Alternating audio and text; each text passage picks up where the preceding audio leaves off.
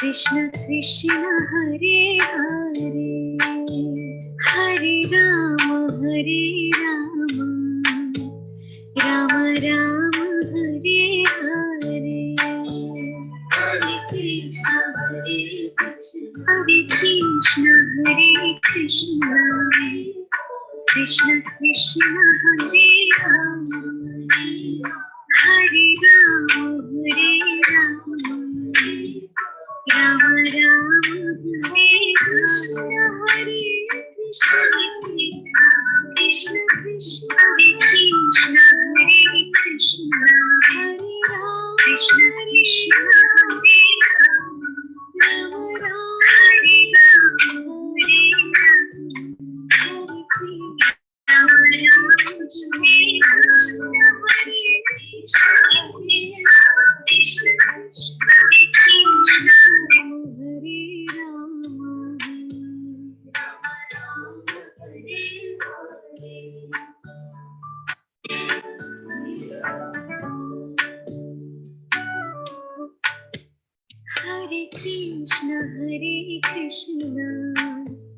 Krishna Krishna Hare Hare Hare Rama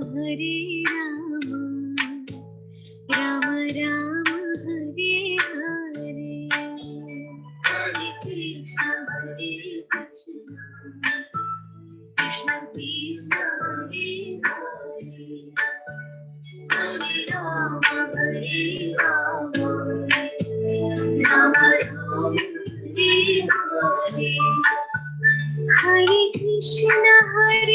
Krishna Krishna Krishna Hare Hare Hare Rama Rama Rama Hare Hare Hare Krishna Jaya Radha Madhava Punya Bihari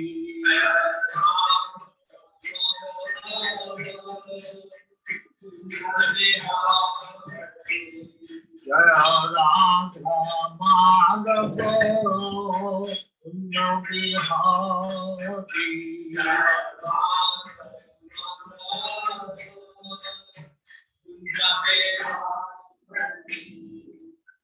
Yashodanandana Prajanandana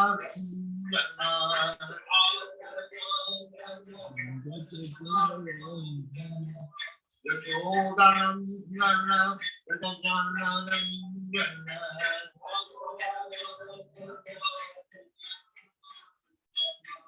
Yamuna Tiro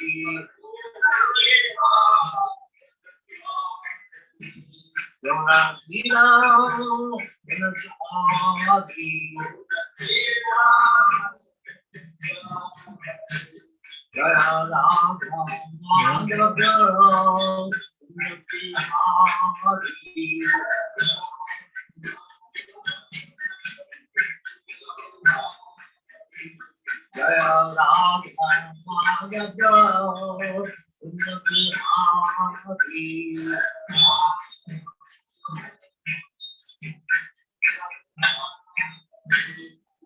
Jaya Ram Bhagavato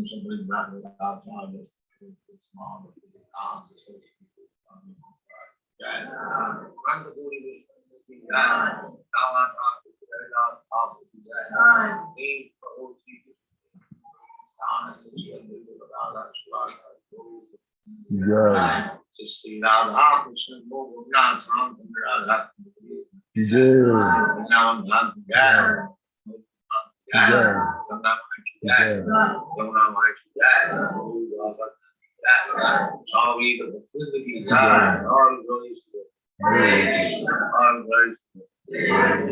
Thank you very much.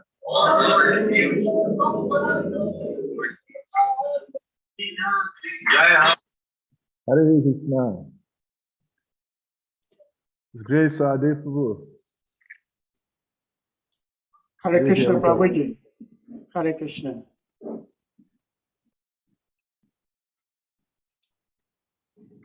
Okay, thank you. Hare Krishna.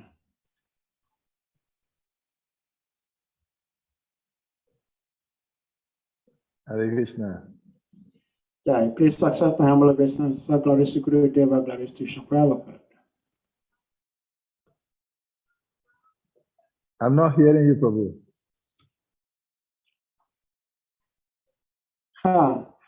Ask the others if they can hear me, because I can hear. What's happening? I can hear you.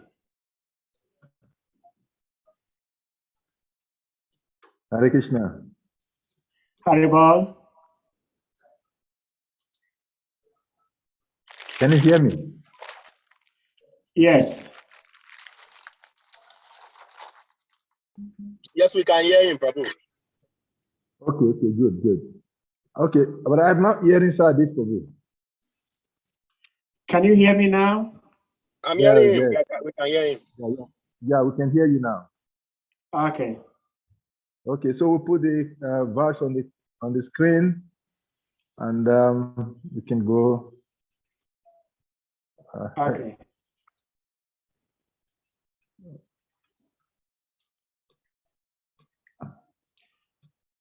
Now Om Vishnu Padaya Krishna Prashtaya Bhutale Srimati Bhakti Tirtha Swamini Namini. Namaste Krishna Padaya Prabhupada Ashtatatmani Shri Gaura Karuna Shakti Bhakti Tirtha Namini.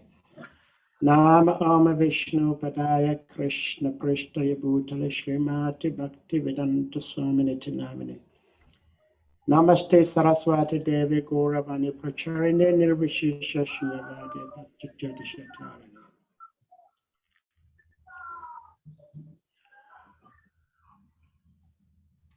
So I welcome you all to today's Srimad Bhagavatam discuss. Today's text is taken from, it's actually a continuation of Canto 1, chapter 12. And today we're going to be discussing text number 4.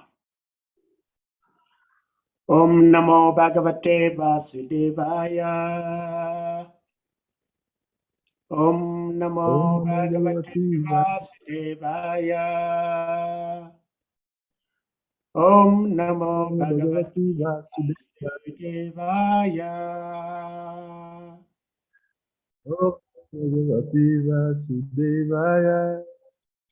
Narayanam Namaskrityam Narottam Devi Saraswati Vyasam Tatudayam Virayet. Nashta Prayasa Badri Sunityam Bhagavatam Sevaya Bhagavati with Nasloke Bhakti Bhagavati Naishtaki.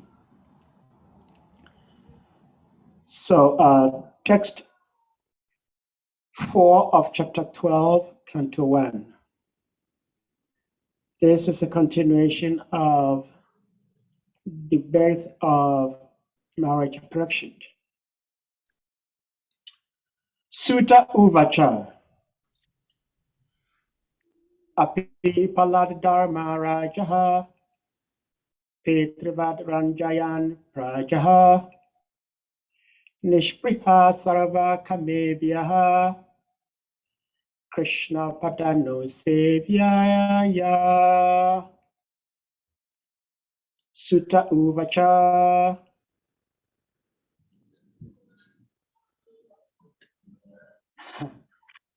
Right. Sutta Uvacha Api Palada Dharma Rajaha Pitrivadaranjayan Prajaha Nishpriha Sarva Kamebhyaha Krishna Padano Sevaya Sutta Uvacha Api Paladharma Rajaha Pitrivadaranjayan Prajaha Nispriha Sarva Kamebhyaha Krishna Padano Sevaya. So word for word translation. Sutta Uvacha. Sri Sutta Goswami said, Api Palat administered prosperity. Dharma Rajaha, King Yudhishthira. Pitrivat, exactly like his father. Ranjayan, pleasing. Prajaha, all those who took birth. Nispriha, without personal ambition. Sarva, all. Kamebhyaha, from sense gratification. Krishna Pada, the lotus feet of Lord Shri Krishna. Anusevaya, by dint of rendering continuous service. Translation and purport by His Divine Grace A.C. Bhaktivedanta Swami Srila Prabhupada. Sri Sutta Goswami said, Emperor Yudhishthira administered generously to everyone during his reign. He was exactly like his father. He had no personal ambition and was freed from all sorts of sense gratification because of his continuous service unto the lotus feet of the Lord, Shri Krishna. As mentioned in our introduction,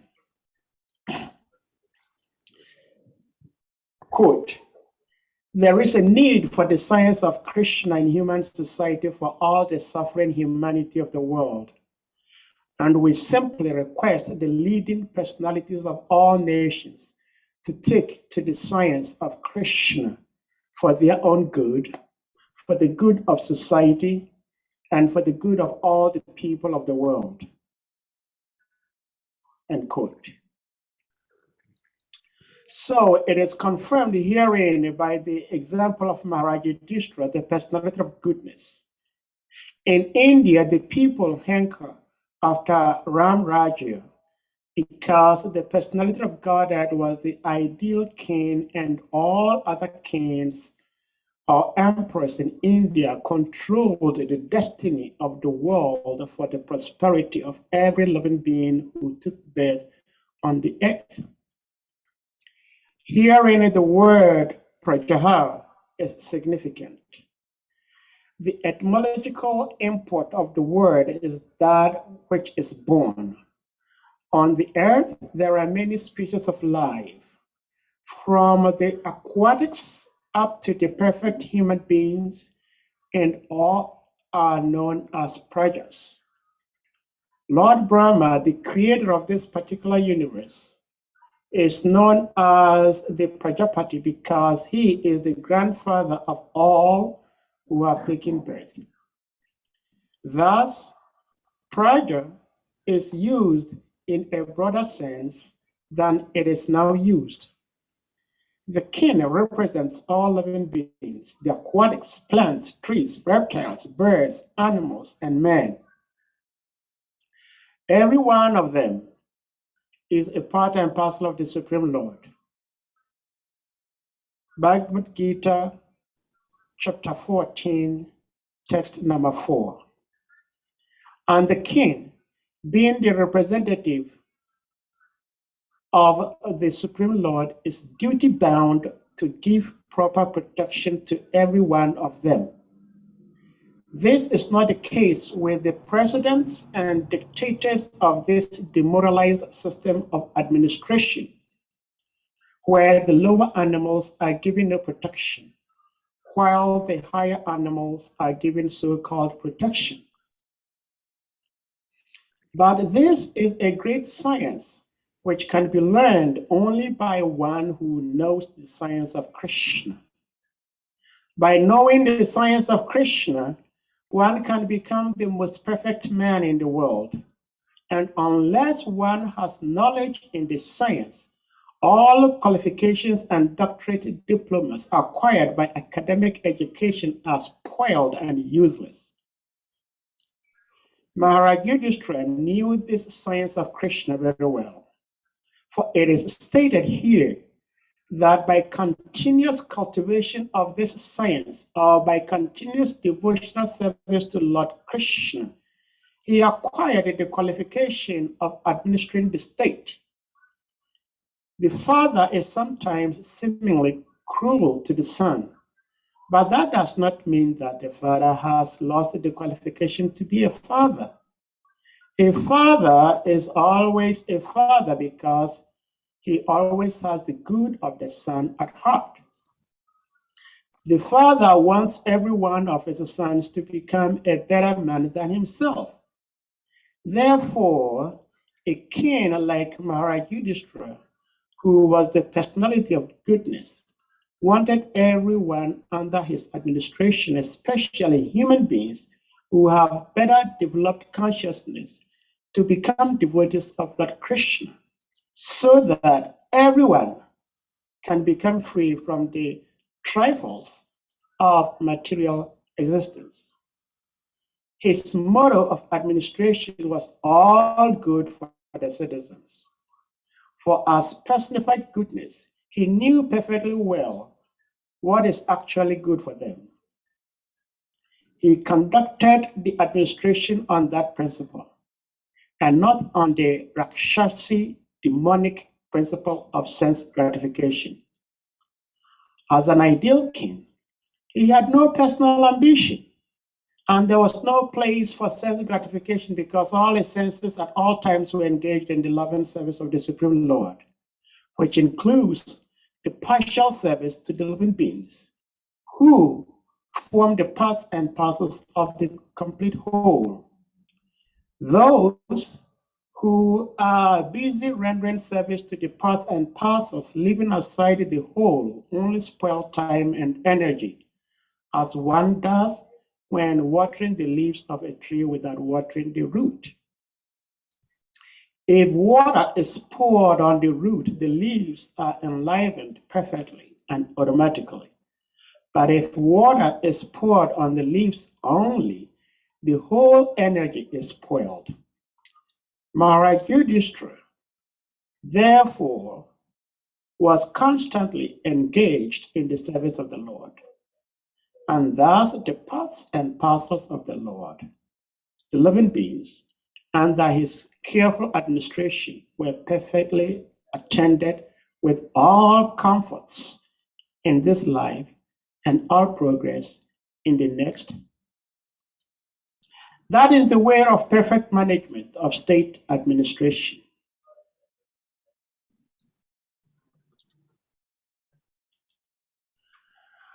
Om Jana Tivarandasya, Jana Shilakaya Chakshira Militam Yena Tasma Shri Gurave Namaha Shri Chaitanya Mana Vishtam Stapitam Yena Bhutale Swayam Rupakadamayam Dadati Swapadantikam. He Krishna Karana Sindhu Dinabanda Jagatpati Gopesha Gopika Kanta Radha Kanta Namostite. Jai Shri Krishna Chaitanya Prabhu Nityananda Shri Advaita Gadadhara Shri Vasati Guru Bhakta Vrinda. Hare Krishna, Krishna Krishna, Hare Hare, Hare Rama, Rama Rama, Hare Hare. Hare Krishna, Krishna Krishna, Hare Hare, Hare Rama, Hare Rama, Rama Rama, Hare Hare. Hare Krishna, Krishna Krishna, Hare Hare, Hare Rama, Rama Rama, Hare Hare. So, the translation again, Sri Sutta Goswami said, Emperor Yudhishthira administered generously to everyone during his reign. He was exactly like his father.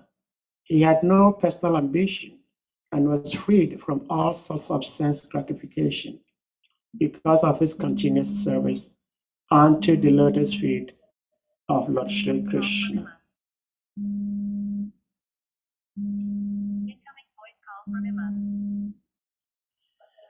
Hare Krishna. So I welcome you all again today's class. The text and the purport in particular is very much fully loaded by Srila Prabhupada. So the subject matter under discussion is leadership. What is leadership and who is a leader? So that is what we're going to try to discuss. And leadership, our leader, is a very, very broad subject matter. And we're going to try to limit ourselves to leadership of states, leadership of countries, leadership of societies. So in the purport, Srila Prabhupada was explaining that Maharaj Yudhishthira and Sri Ram are perfect examples that all over in India, when people want to make reference to an ideal leadership, they always reference to Maharaj Yudhishthira and Sri Ram. There are many people on earth. Everybody is busy doing something. But a king is very much adored and worshipped. Why? A king is worshipped because a father usually thinks of the well-being of his children, his family. An ideal king like Maharaj Yudhishthira, like Rajaram, they did not only think of their immediate families. Their whole consciousness was how to make life easier for their dependents. So such true leaders have no factions. Such leaders do not say, this is my group and that is the other person's group. And in fact, in the purport, Srila Prabhupada was explaining that when we talk of real leader, a real leader thinks of the well-being of everything that has taken birth. So trees take birth, reptiles take birth, aquatics take birth. All creatures that take birth are supposed to be taken care of by the president, by the king, by the ruler, by the leader. But what do we see in today's world? Srila Prabhupada oftentimes appears to be very strong on slaughtering of animals. But that is what the scriptures say. Animals are also given birth to in that particular country. Once you are born in a particular country, you are a citizen of that country. And it is the responsibility of the president, the head of state, to give you protection. And so we see in the life of Bhishma. Bhishma's whole life was about Indraprastha. Everything he did was to how to make sure that Indraprastha was safe for everyone. So a true leader makes sure that every living creature under his kingdom or within his kingdom is given protection. And so if one has such a mentality, how does one allow animals to be slaughtered in slaughterhouses? If one has such attitude and mentality, then how does one create factions that this is my group, that is not my group, and so I do not care about the other group, when they all belong to the same kingdom? Leadership requires some qualities. If you do not have such qualities, then you do not have the ability to lead. And there are many, but the most important is servitorship. The primary goal of every true leader is to serve. It's not to enjoy. In today's world, we see leaders living in very comfortable big seats and chairs and giving orders and instructions. They instruct people to go to war, and they lose their lives. If they do not lose their lives, they lose a limb, they lose a leg, and then they come back home, and they're not even treated nicely when they come back home. And the very person who gave the order to these soldiers to go to the war is happily enjoying life, sipping tea. In the ancient days, when an emperor, a king, a head of state, orders for war, he will be the first one to be on the battlefield. So you go to the war, you experience what it's like, and you decide whether it is really reasonable for you to go to such a war. And so in the ancient days, people did not go to war unnecessarily because they knew that going to war means that you're likely going to lose your life. But in today's world, that is not what we see. People like to give orders without action. And so I was saying that there are many qualities for a leader to have, but the primary and the most important one is servitorship. A leader who is not leading because he just wants to serve his people is disqualified. It's unqualified to be a leader.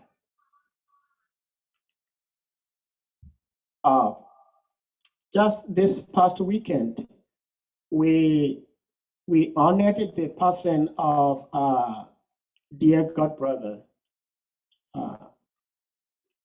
and there were so many people, so many devotees singing lots of glories of this amazing devotee, Sri Bali Prabhu.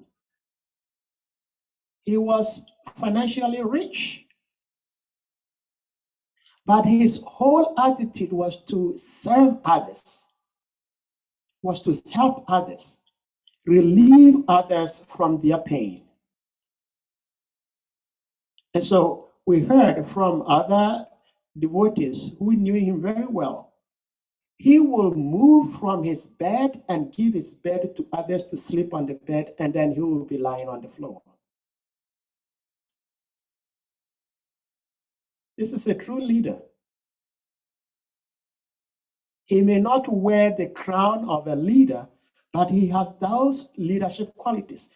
The foremost is servitorship. If you are not prepared to serve others, then you stay away from the position of being a leader.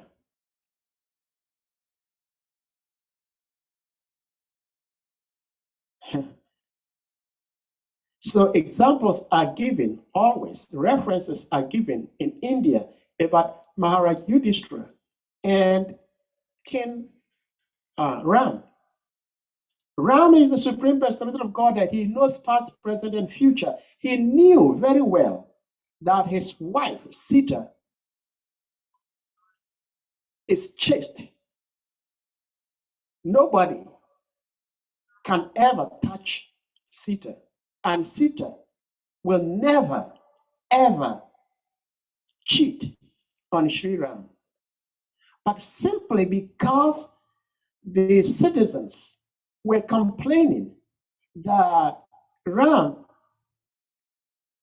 is not a very qualified Raj, because your wife has been captured by somebody for so many days, for so many months, and she comes back and you just accept her.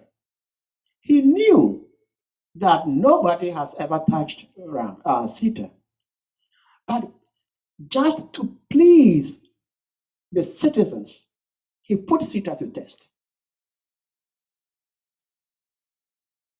Do we think Ram didn't know that Sita is a lifetime chaste wife? He knew. He's the supreme personality of Godhead. He knows everything. But he did that to show to the world that as a king, you are there to serve the people. And that is why in the purpose, Prabhupada said, a true king has no personal ambition. The ambition of a true leader is the betterment of the citizens.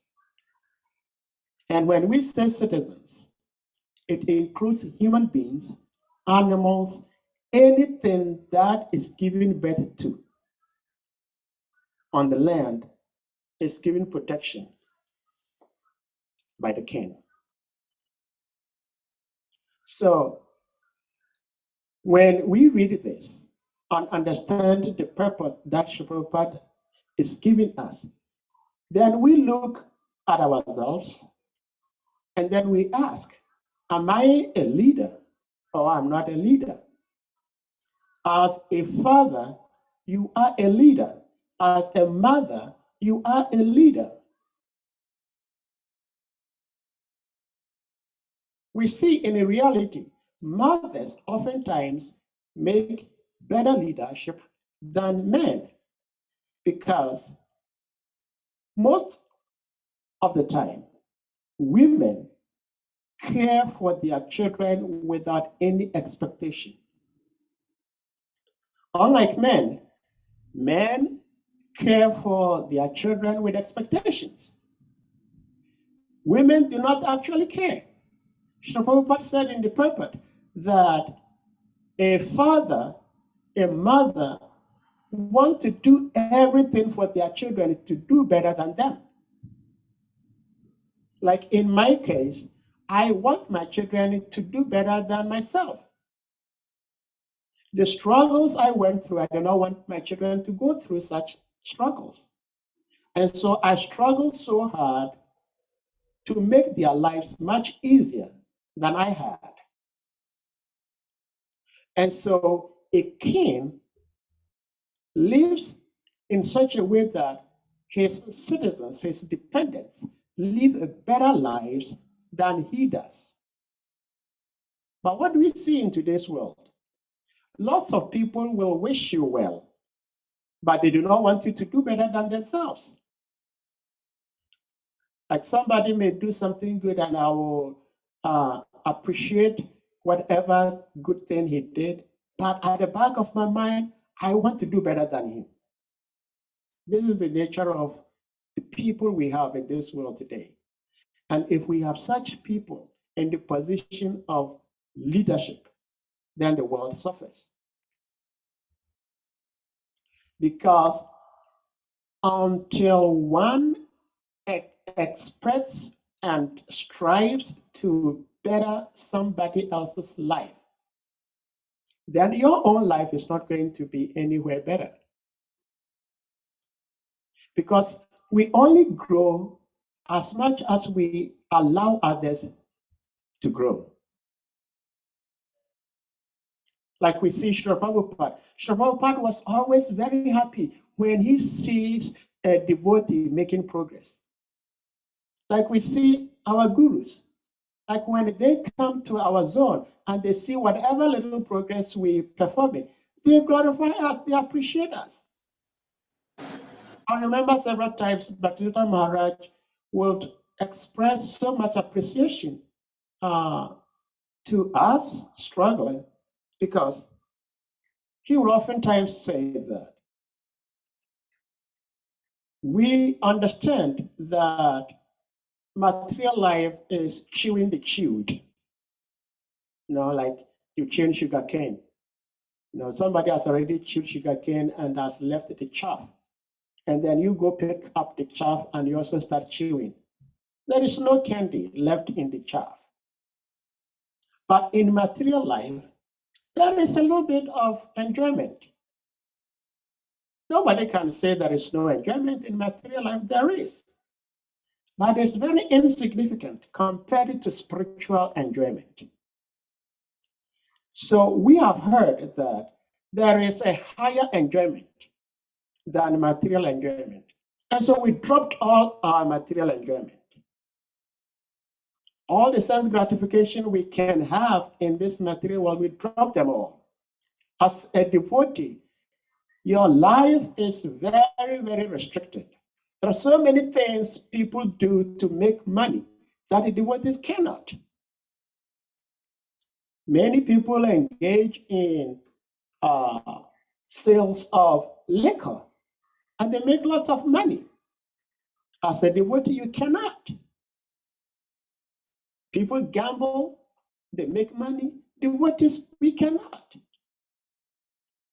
People do mushroom farming, and they make lots of money. Devotees, we cannot engage in such trade. And so we've dropped all these things we could do to make some money to gratify our senses. Why? Because we understand that there is a higher enjoyment. But we have not yet tapped into that higher enjoyment. And again, Bhaktivedanta Maharaj would say sometimes you see a yogi put himself in a cave meditating for years and years. Do you think he's suffering? He's not suffering. He's enjoying. But those of us stayed outside looking at him, we think of him as suffering, but he's enjoying. We have not yet, well, let me rephrase that. I wouldn't say we, because some of you might have tasted it and continue to taste it. But some of us have not yet tasted the spiritual bliss. But we still hold on. We're still struggling to hold on to it with the hope that someday we will have that taste. And someday, if we continue to hold on to this Krishna consciousness, this path that has been created for us by Jagat Guru Srila Prabhupada, someday, we're going to taste that spiritual bliss. Where when we just chant Hare Krishna, tears will be pouring. the hairs on our skin will be standing on end. It is not a myth. It is not a dream. It is real. And because it is real, Krishna and the spiritual master sometimes allow us to have this taste for a flash of a moment, and then they take it away. And so almost every devotee has at least for once tasted some bliss in devotional service. And Krishna and Guru, they've now taken it away. And it says, okay, now you do it. It's just like a baby learning how to walk. Then the parents help the baby to learn how to take steps. And once the baby learns how to take the step, then the parents leave him alone. Okay, now you know how to do it. Do it yourself. And so now that Shri Krishna, the spiritual master, has given us the taste of Krishna consciousness, now they've given everything to us. It says, okay, now you know what it is. Forge ahead. And it is the duty and the responsibility of the leader to make sure that the devotees are acting in such a way that they are going to have this taste at some point in the very near future. If you are a spiritual leader and you cannot lead your dependents to that level where they will taste the bliss of Krishna consciousness, then it is a failure.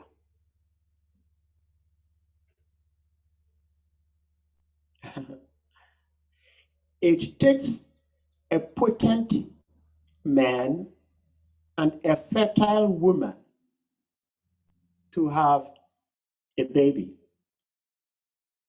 And so it takes a potent guru, a potent spiritual leader, and a fertile student, a fertile disciple to have good yield, good results, good produce.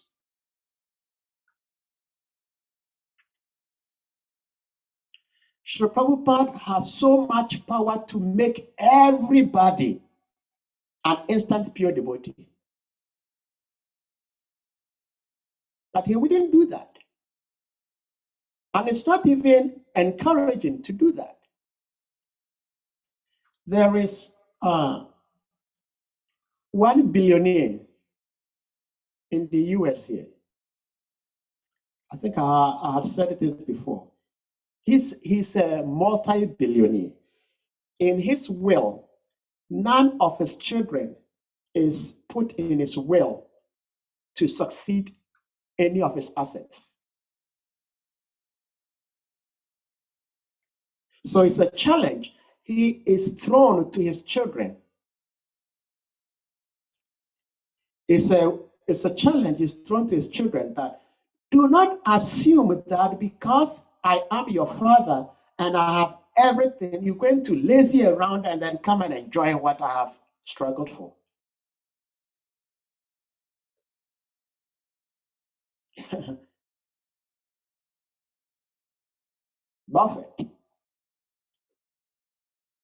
Buffett does not have any of his children in his will. And he's a billionaire. And so Srila Prabhupada and present-day spiritual masters, they have the power, the ability to make all of us pure devotees instantly. But they won't do that. They want us to practice sadhana bhakti. And when we practice devotional service as given to us, then it's just a matter of time. We're going to test it. Srila Prabhupada struggled so much. I always encourage devotees to read Srila Prabhupada's Lilamrita. Because if you read Srila Prabhupada's Lilamrita and you can't understand how this old man struggled, inconvenienced himself to establish Krishna consciousness, then you will have respect to at least do something to serve ISKCON.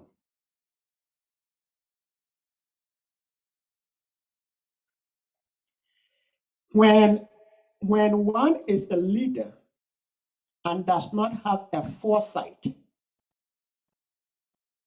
he better steps out aside, because as a leader, you should be able to have the foresight. You should be futuristic. You should be able to think about how things are going to appear in 50, 100 years.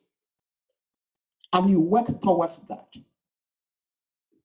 But most of us are just living in the present. We do not even plan what tomorrow is going to hold for us and plan accordingly. Like if you live in the countries where there is snow, the weather forecasters, they predict how the weather is going to be. They predict we're going to have so much snow.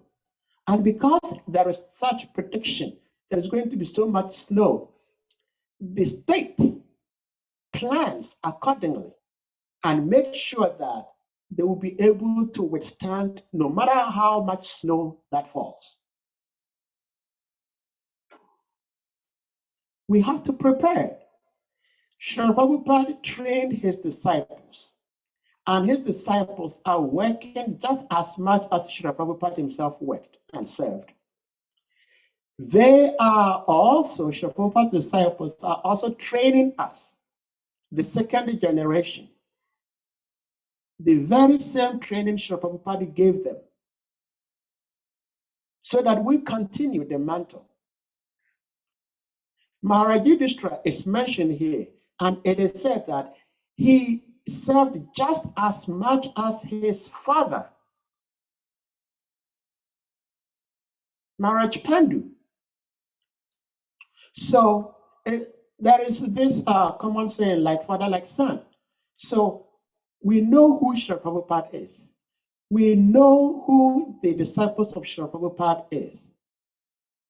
What about us? Srila Prabhupada is no more here physically.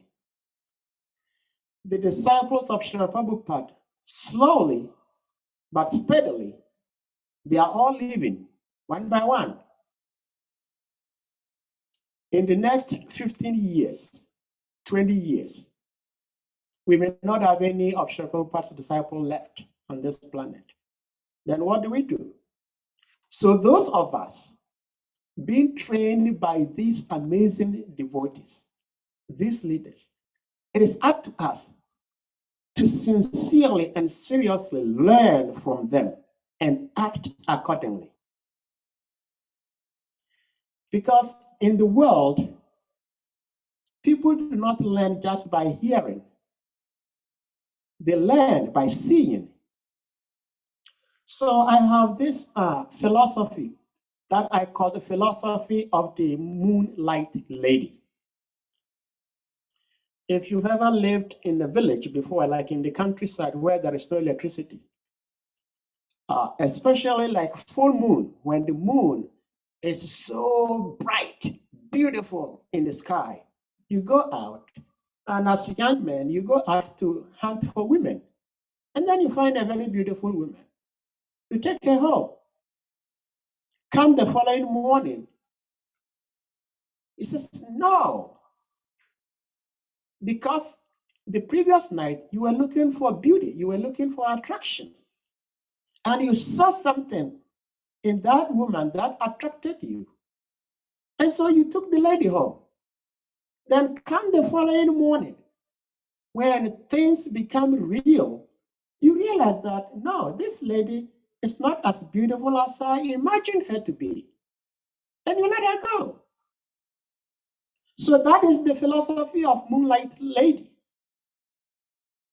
In ISKCON, once you go out and you present the philosophy of Krishna consciousness, it's so beautiful, so tantalizing, so captivating. People hear this philosophy, they come to the temple, try to fellowship with you, and then they see the behavior, the attitude, and then they back out.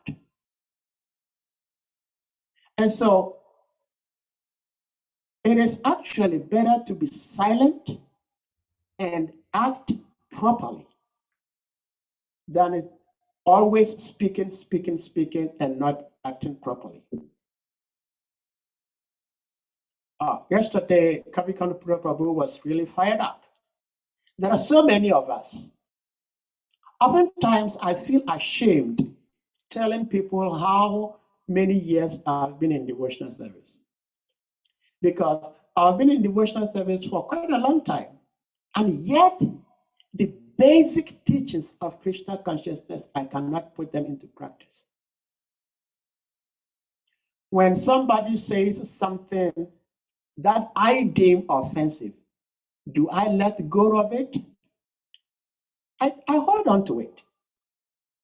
But that is not the science, that is not the lessons, that is not the teachings that Krishna consciousness ISKCON, Srila Prabhupada, is giving us.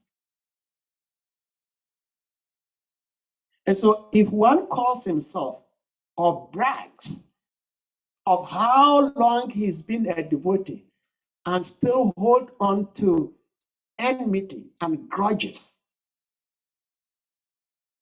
what sort of devotee are you? And how can you brag of years that you've been in devotional service?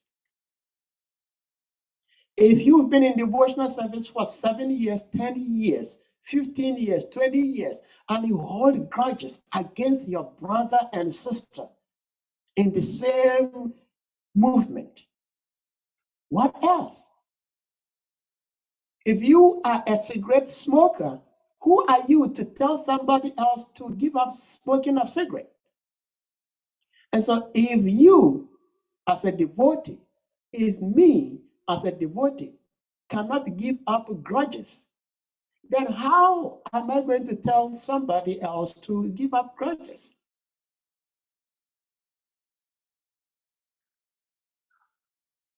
So, brothers and sisters, the path we've taken is so beautiful, it's so sharp, and because it's so beautiful and so sharp, any slight mistake will end up in you bleeding. So lots of us are bleeding because we are not following the principles. We're not following the principles. If we follow the principles, we're going to have so much pleasure, happiness. Srila Prabhupada explained in the purport that the Supreme Lord is complete whole, and all the parts and parcels are also complete whole. Om Prunam Ada Prunam Idam. Prunat Prunam Udachate. Prunasya Prunamadaya. Prunam Eva Vashishate. Even though the Supreme Lord is complete and whole, there are so many unlimited complete wholes coming out of him. And each of these individual particles, part and parcels coming out of him are also whole in themselves. And so if we claim that we worship and love Lord Krishna, who is the complete whole, and the many parts and parcels coming out of him are also complete, then how can we hate? How can we hate any of the parts and parcels? Srila Prabhupada expressed that he wanted his disciples to be in the position of leadership in government. And that is exactly what Lord Krishna himself did. Lord Krishna wants his own people to be in the position of leadership. That is why he engineered the battlefield of KRSNA and made sure that the demons have been cleared away, and then his own people, Maharaja Yudhishthira, has been installed. And so when we have devotees in such political administrative positions, then they can help. Srila Prabhupada explains in the purport that as devotees, it is our duty to help these materialists to understand that the root cause of our problems is not what we think it is, but it is because we have neglected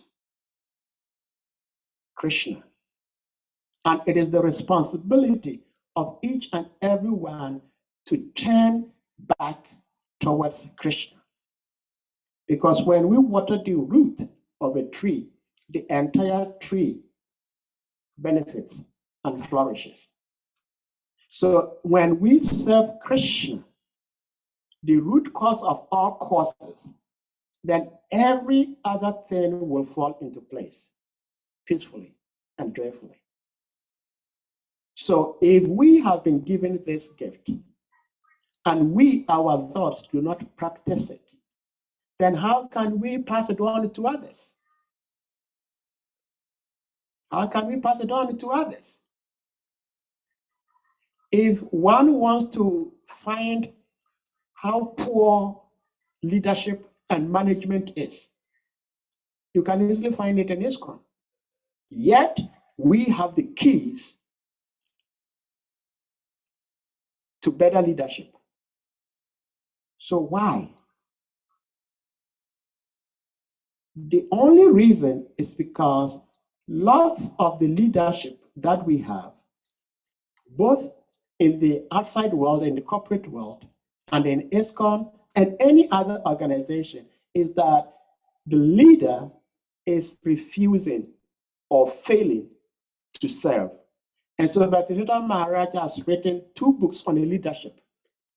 And the theme of that leadership is that a servant leader. A leader is a servant. And once a leader fails or refuses to serve, he fails as a leader. Hare Krishna. Hare Krishna. Thank you. Hare Krishna. Any question? His Grace Sriman Sahadev Prabhu ki jai. Thank you very much for me. And I really like where you stop. Hare Krishna. It's introspective. I was impelled to want to ask a question, but because I'm hosting, I'll give. There's already hand up, so I'll give His Grace. I wanted to actually interject when you were speaking that Kavi Kanapura was very fired up yesterday. But I wanted to inform you that he's even more fired up today than yesterday. He was very so Kavi, on mute and then ask your question.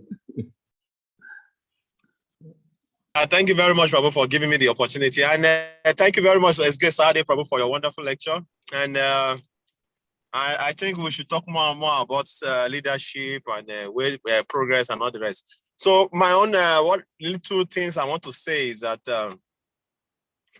like today is like the continuation of whatever we discussed yesterday. So like I was saying, you mentioned in your lecture about Lord Ramachandra's leadership, how just because one citizen criticized Lord Ramachandra about Mother Sita, even though his government was not a democratic government where whatever people say is what we follow.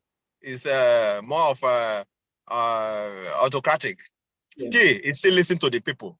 Yeah. And send Mother Sita away. What about in the situation where the person that they are talking about is playing a major role in the government of that personality? Okay, in this situation now, is Mother Sita. Okay, he's the wife of Lord Ram.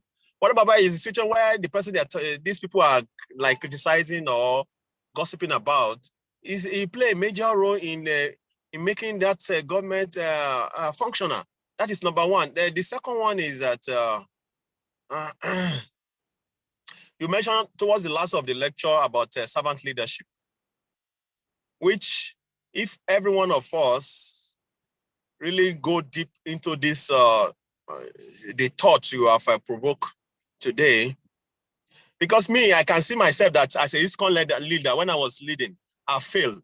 And I don't have any right to criticize anybody presently in form of leadership. Because why I'm saying like this is that when I was a leader, how many devotees as a temple president, how many devotees did I bring to ISKCON to forward the Srila Prabhupada movement?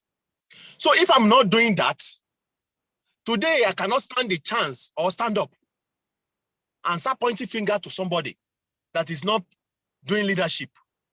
Instead, I better look for a way of how to help the person so that things can move forward and we can really achieve our goal. Because I was analyzing, I was thinking about it. As a leader, as a temple president, we are always talking about the central power. But as ISKCON, we all have individual power in our temple. How many devotees are we making in a year as a leader of our temple? Are you getting my point? I cannot. So that is why it's not because I'm a pure devotee. That's why I say I don't want to criticize leader. No, it's just because of my funny nature. I've seen that if you cannot do it, don't criticize others. And that is what I'm applying even in the material life I'm living now. I don't criticize even the president. Because why? When you go to that shoe of the president, then you will know that it's not easy as you are saying. Please, I don't know, maybe you can just put more light in the first and the second. All right, thank you so much. I really appreciate your question, comment. Yeah, see, there are lots of words, English words, that are used but do not portray the meaning of the word. And that is like criticize. Like when you criticize, you are seen to be like a very bad person, But criticism is very, very good. If one wants to advance in whatever he is doing, he will welcome criticism.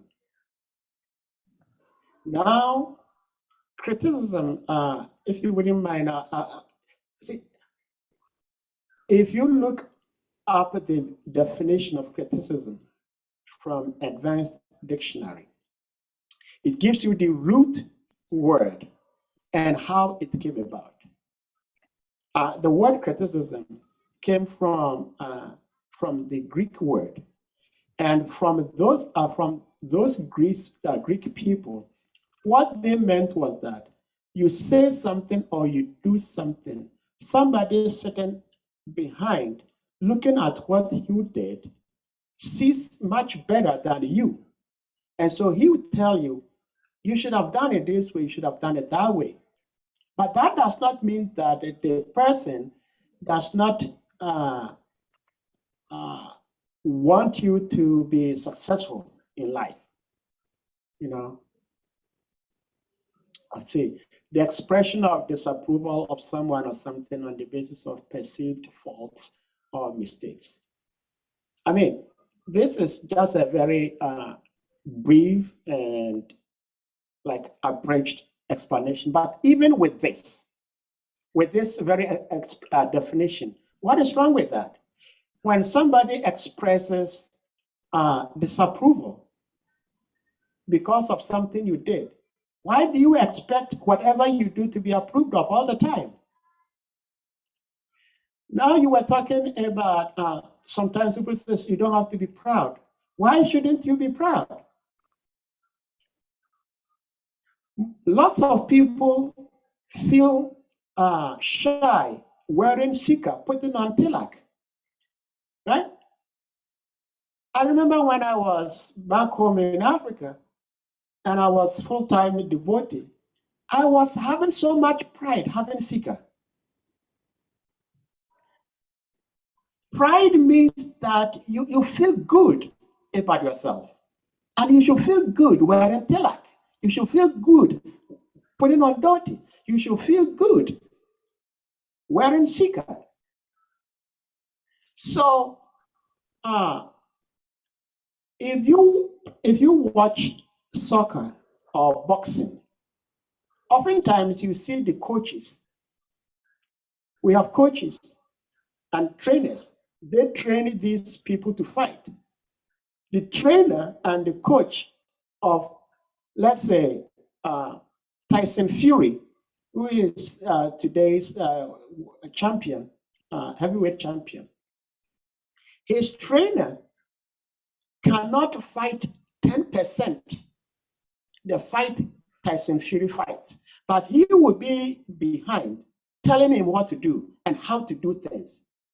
Now we cannot say, why are you telling me to do things like this when you yourself cannot do it? No.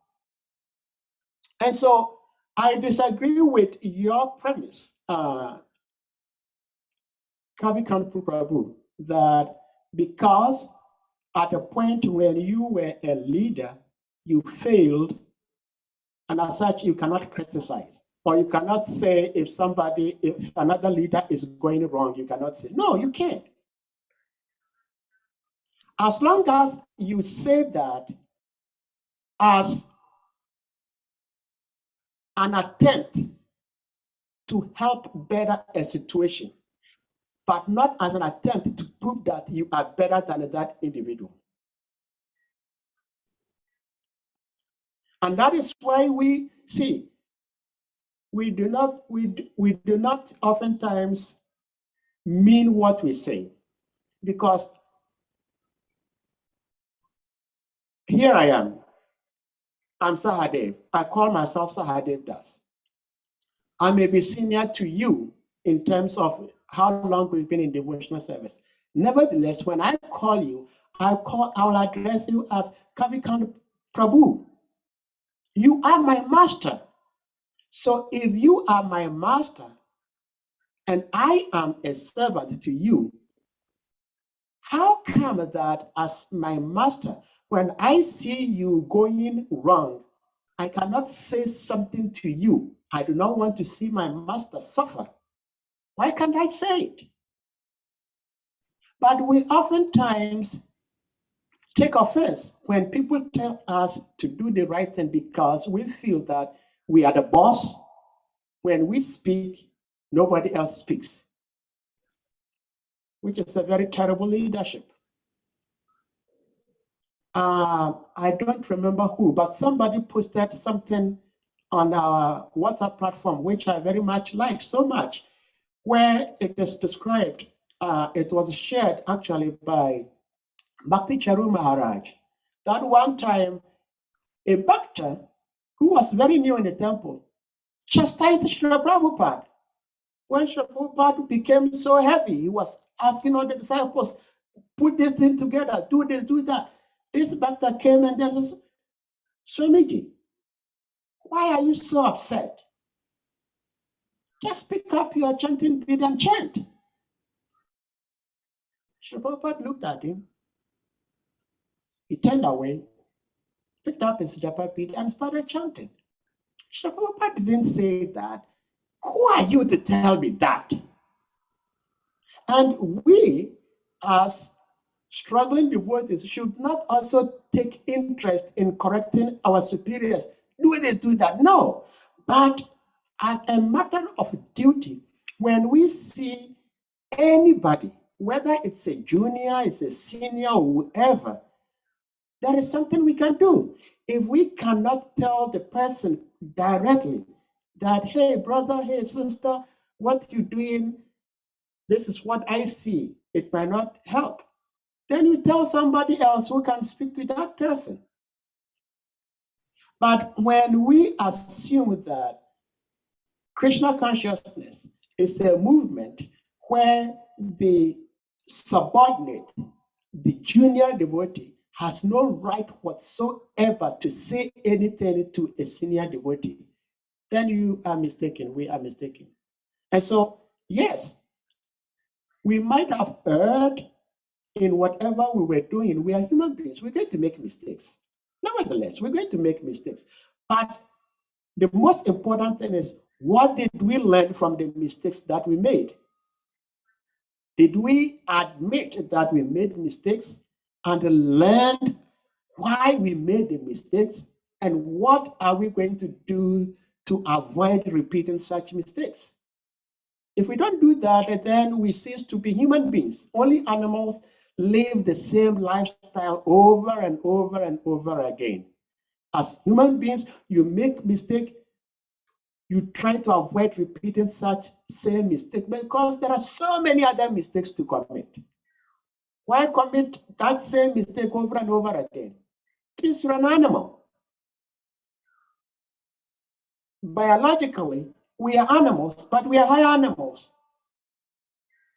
So as higher animals, we don't keep repeating the same mistakes over and over and again. And we do not say that because I am this person cannot say a word to me. I was sharing this with somebody.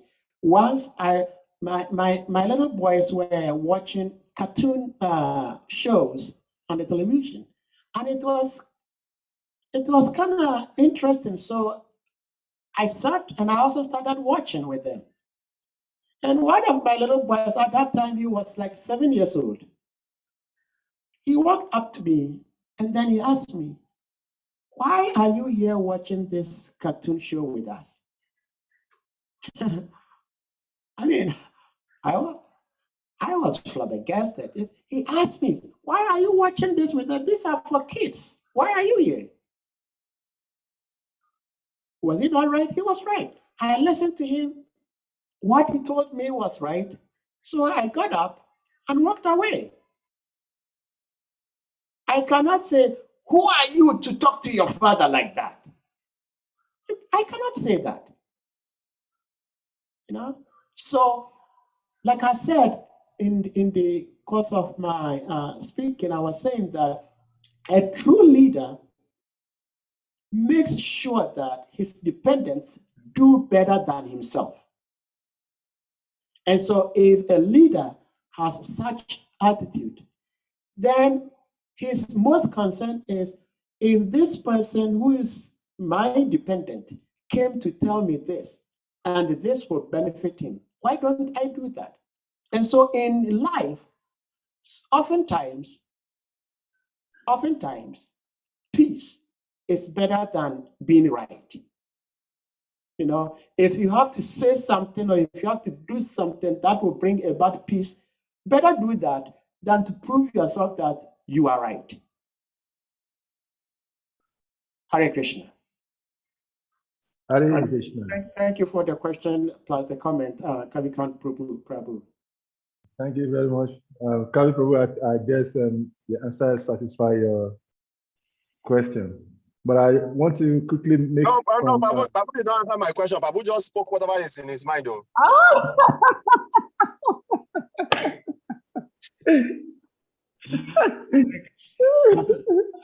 Kavikant Prabhu. Well, anyway, I just want to make a comment, Kavi. I think it's a misuse of word. Lord Ramachandra wasn't a dictator, he was a monarch. So in the course of you asking the question, you're saying that even though he was a dictator, I think it's a misuse of word. So just because it is online recorded, so I just want to correct that misuse of word. It's actually a monarch, not a dictator. Oh, no, okay, yeah, he said autocrat. Well, yeah, I mean, you're right saying that, Prabhuji, but I think what Kavikant Prabhu was saying is accurate also, because in today's world, most governments are run by democracy. Yeah. It's assumed. Actually, democracy is only by name, you know, because it's a government of the people, for the people, by the people. I'm here, I'm a people, but my words get nowhere. You know, your words get nowhere. But the government claims that it's for all of us, and it's by all of us, and it's all of us, which is not true. But the opposite of that is autocracy, where one person decides and then it takes decision based on whatever he's decided to do. And so Srila Prabhupada actually says that Krishna is an autocrat. In this material world, autocracy is condemned. But in the spiritual sense, autocracy is adored.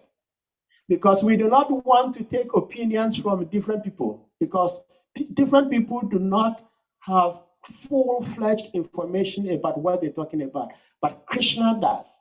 God knows. And so when God says this, there is one gospel song in Ghana. It says, God is a being. When he decides to do something, he does not have to sit down with elders to decide, should I do this or should I not do it? He decides and then he does it. And whatever he does is for the good of everyone. So I think that is what Kavikant Prabhu meant. But what Sarika Prabhu also saying also is true, that Sri Ram was a monarch. These days, we don't have monarchies anymore. We have very few, like in London, UK, they have monarch, they have few in some of the Eastern European countries. But they're dying down slowly and gradually, they're dying down. Hare Krishna. Yeah, currently because there are no qualified monarchs. Yeah, there are no competent. There are no competent leaders.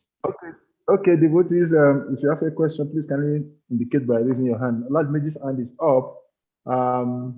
Okay, let me give Lord Maji opportunity to ask his question first. Hare Please, Krishna. Hare Krishna, Prabhu. Hare Krishna. It's always nice to see you, Prabhuji. Hare Krishna. It's by your grace. My question is, when you are reading from Srila Prabhupada's purport, he said something about the main duty of a king. And when you were reading it out, I was trying to reconnect, how is that possible in this modern day for a king to actually execute such duty nicely? And something now came up, like I thought about, how is it possible, even if a king is very spiritual or even highly educative, is it possible for any king right now to attain such level of compassion towards the citizen of the country? Because I think, yes, it mentioned how he's going to take care of all the living entities under him. And I was like, do all kings currently actually know that that is their duty? So my question now is, if there is any way that, the question is the glass is there.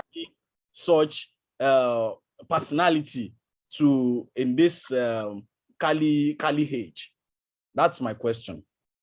Hare Krishna, thank you so much for the question. Yes. Srila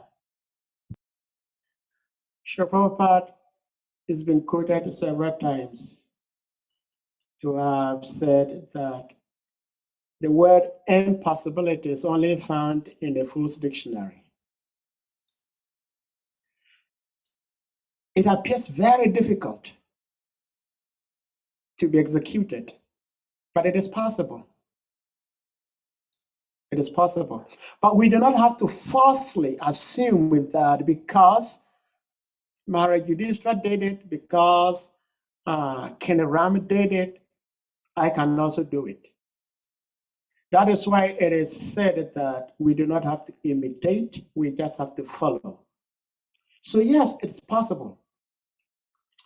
Whenever a society collapses, whenever a state collapses, whenever an organization collapses, all the blame goes to the leader. Whether the leader accepts it or not, whether the leader likes it or not, you are going to be blamed. Because whether you directly made the fall come about or not, It's your responsibility. And that is why before one assumes the position of being a leader, like you were saying, whether the leaders of today know all these responsibilities, you should first know the responsibilities of a leader before you accept it. I remember when I was in Ghana some time ago, that is one of the regrets I have. And of course, it's a regret I have, but I do not let it kill me. Because even at the time when I refused what I'm going to share with you, today, when I think about it, I believe that I could have done better, but I'm also not totally regretful. Because Bhaktivinoda Maharaj had asked me to go to one center to head that temple as the president. I mean, during those days, we didn't have all this simple way of communicating. So I wrote to him. I wrote to him that, Gurudev, I'm sorry, I have to say no. Sometimes I look back at myself, I said, I've always been stupid and continue to be stupid. And I even till today, I think about it. I said, how did I gather the courage to write to my guru and told him point blank, Gurudev, please, no, I will not accept this position. And I did not just say that. I went about ranting the reason why I'm not accepting it, which is not so fun. I'm not going to say it in public. So Gurudev wrote back to me and he said, okay, I hear you, my dear Sahadev Prabhu.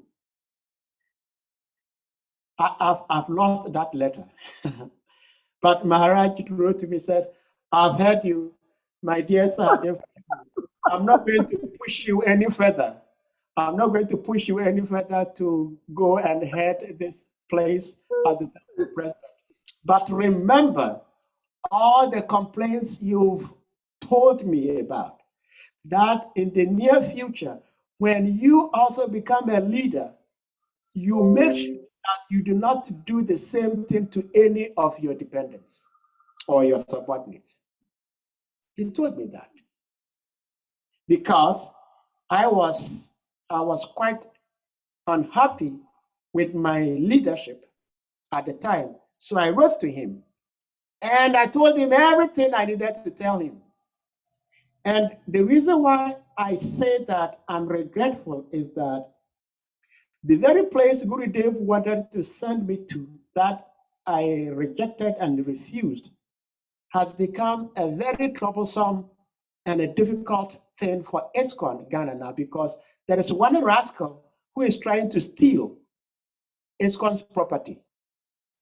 And I'm sure that if I had been there, we wouldn't be in this situation as we are in today.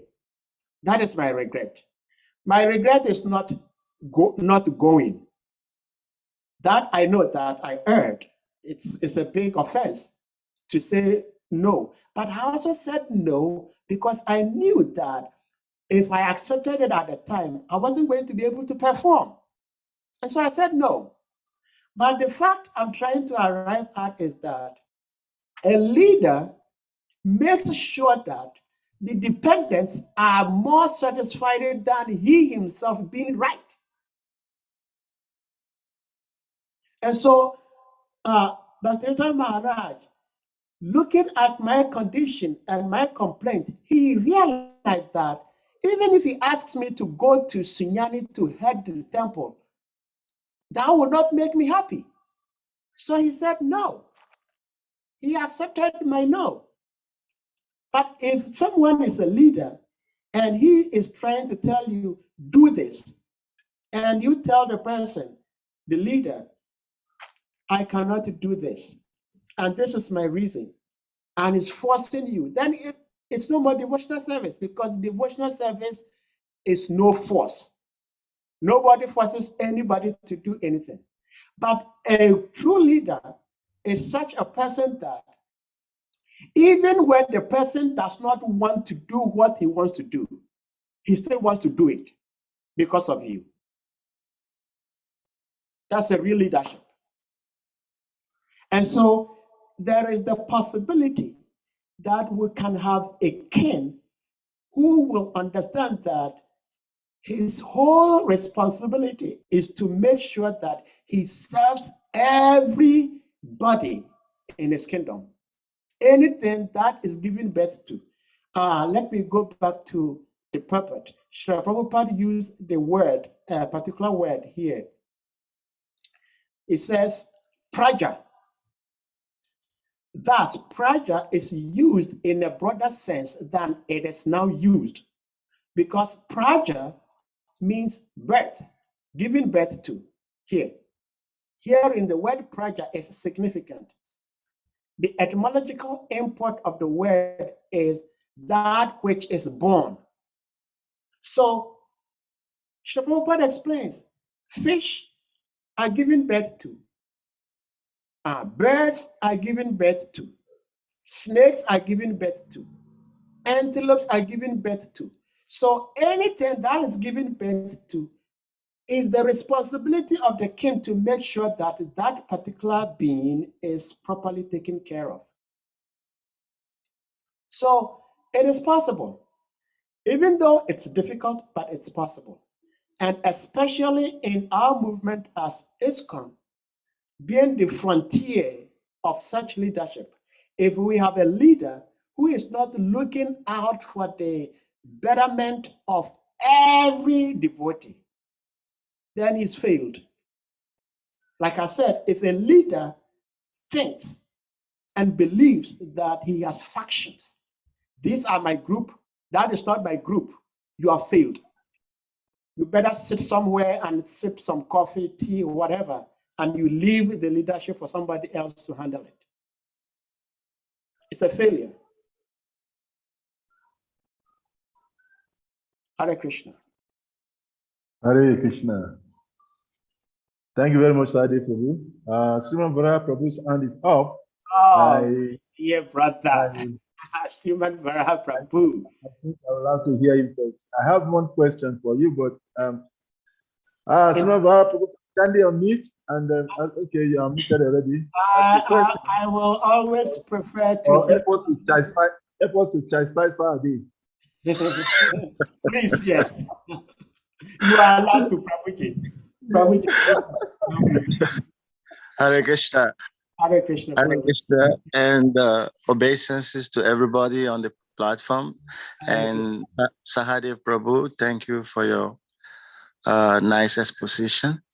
Of course, I'm not going to, I have nothing to say on this subject, because I am here to hear from you. But I just want to have a comment on what you said about you refusing the guru proposition to take up the leadership of Niyani Temple. Well, from some of the wisdom we gather from Gurudev, he actually said that the difference between a manager and a leader is the point that the manager, just somebody who is a manager by spirit, he's not a leader, but a manager. He wants to occupy position. He wants to always climb the ladder. So for him, who is a manager, being given a position is a sign that he is advancing. So that is a manager, not necessarily a leader. But according to Gurudev, a leader is one who wants to know whether the ladder is actually in the right position. So he's not very eager to climb ladder, but he wants to know whether the ladder, that echelon is in the right position. You get my point? So one refusing to accept a position is not actually like disobeying the order of the guru, but it might be in the spirit of being a proper servant leader, knowing that that ladder is not in the right position to climb. But somebody who just wants position in an organization, he doesn't care. All what he wants is position, so that he can say, yes, I was this, or I have attained this position. So a devotee can actually refuse a position. We found in the Bhagavatam, in the pastime of Satyavrata Muni, and who is that? Those Manus. And he was actually a renunciate. He was a sannyasi. He's given up his throne. And when there was nobody qualified, Brahma approached him and said, please come back and, renounce your renunciation and come back again as a king. So it was very difficult for him because, he had already served as a king for a long time, and he gave it up to now concentrate on, on Krishna, on God, and serve the rest of his life as a devotee. So, of course, he refused. He said, no, I'd already finished with that. But when it happened that there was nobody, eventually he had to give up renunciation to again become a Maharaj. So, these things happen. I mean, I think, thank you so much, Prabhuji. Thank you so much. I think Shikadev Prabhu indicated that's a Priyavrata. Yes, yes, that's what Prabhu was talking about. Yeah, but we see even with the 4 Kumaras. They also refuse. Yeah, they also right. refuse. They also refuse to accept. So, well, but their own refusal was not position. Yes. That refusal is approved by the scripture. That the one disobeyment or disobeisance that a disciple can make is to refuse to get married if he doesn't want to. Yeah. So that one is actually approved. But position also is not something that one should rush into if he doesn't feel like it is a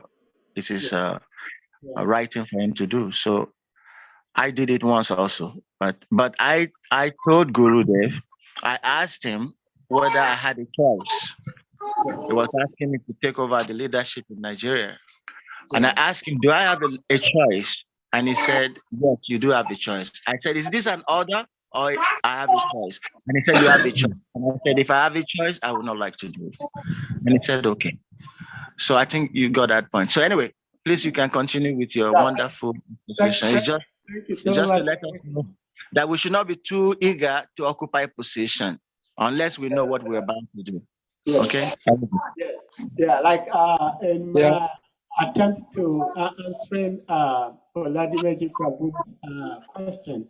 So if one does not know the responsibilities of what he is getting himself into, then you don't get yourself into it in the first place.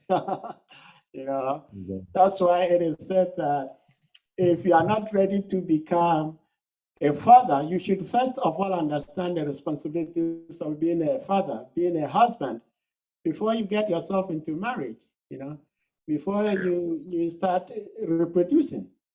After reproducing, that's what Srila Prabhupada says, that this system, especially we have in the West here, that a man can go and impregnate a woman and the woman gives birth, the man does not take care of the baby, and the government comes in and steps in to help take care of the baby. This is a very stupid thing, The husband should understand that it is my responsibility to take care of this child. And so, there is a big difference between managers and leadership. So the leadership is a very, very difficult thing because it is such a thing that one has to be very brave and very fast thinking because leadership is like parenting. You can read textbooks on how to parent a child, but every parenting is individual. And so if you're a leader and you're just reading books and thinking of, because I read this, I know how to lead, No, you're deceiving yourself because you'll be confronted with a situation that you have to think very fast to overcome the situation. And that requires a leader. That requires somebody who is very, very futuristic, very courageous, very brave, somebody who can think very fast and make the necessary changes to make something positive happen. And it's possible, but it's very difficult. And so if you are not, see, that is why Srila Prabhupada established the GBC, the Governing Body Commission, so that these different heads come together and then plan. The other time some devotees were saying you don't have to plan. That's a very, well, I'm online. I'm being careful of my choice of words. But how can a human being breathing in oxygen, breathing out carbon dioxide, drinking water, live on this earth planet and no plan? Everybody plans. It's just like people will say, yeah, who are you to judge? We judge all the time. When people want to do stupid things, then they tell you, who are you to judge? And you judge. If you do not have sense of judgment, if you do not have sense of discrimination, then you're an animal. Even animals can judge. Animals can see that this place I'm going to, there is danger, and then they run away. That is judgment. But don't judge falsely. Don't be falsely proud. Don't be falsely judgmental. Everything is good if you do not bring in the false to it. Even lying, it's good to lie sometimes. It's good to lie, provided you know how and when and at the appropriate time to lie. You should. Let me see. See, there is this saying, if you fail to plan, you are planning to fail. Yeah, if you fail to plan, you're planning to fail. See, not, Maharaj said, not planning is also a plan. I love that. Exactly. Not planning is also a plan. Exactly. So, men, brothers and sisters, to one whom much is given, so much is expected of him or her. We've been given so much. We are supposed to guide the leaders of the world. And what are we doing? Those of us who are supposed to guide, if we are not exemplifying, then how can, that's what I said in the moonlight lady, you know, the moonlight lady analogy I gave. You speak so nicely, beautifully, and people come to the temple and they see something completely different. Shri Sukadev Goswami. Krishna, before Sukadev Goswami ask his question, Sukadev Goswami, please kindly permit me. Actually, I've been wanting to ask a question to Sadev, and then he just hit on the nail on the head. Now, so before he goes away from there, I want to quickly chip in this. I'll call you after this, after you answer this question. Govinda Prabhu also has his hand up, maybe after Sukadev. Okay, good. Okay. In the course of the lecture, if you allow me to come in before you ask, otherwise maybe you're going to ask something different. My comment or question is in connection with this very discussion. Yeah, exactly. My point also. My point is actually in relation to this. The question I wanted to ask you, but you can go ahead for it. You can go ahead if you want to know. Oh, okay. Sadi Prabhu, thank you very much. You've hit nails in many places that are very, very wonderful. Great. And Srimad Varaha Prabhu also just came in to give a comment. Also very nice. But I also have question in that comment. ISKCON is an organization that definitely requires leaders. Without leaders, who is going to organize anything? Mhm. And now there are temples that are to be managed. So therefore, managers are required. And so if we said we actually going to stand on the quality of a leadership or a qualified leader to lead, then I don't think we are going to have anybody to manage our temples, maybe one or two. Because how many of us have taken the leadership course and has to become a qualified leaders to lead? So if you want to strictly go by that, then we should not have more temples, since we know we don't have more qualified, certified leaders. But I also understand that one may be qualified or not qualified. We understand leadership is not spiritual, it's material.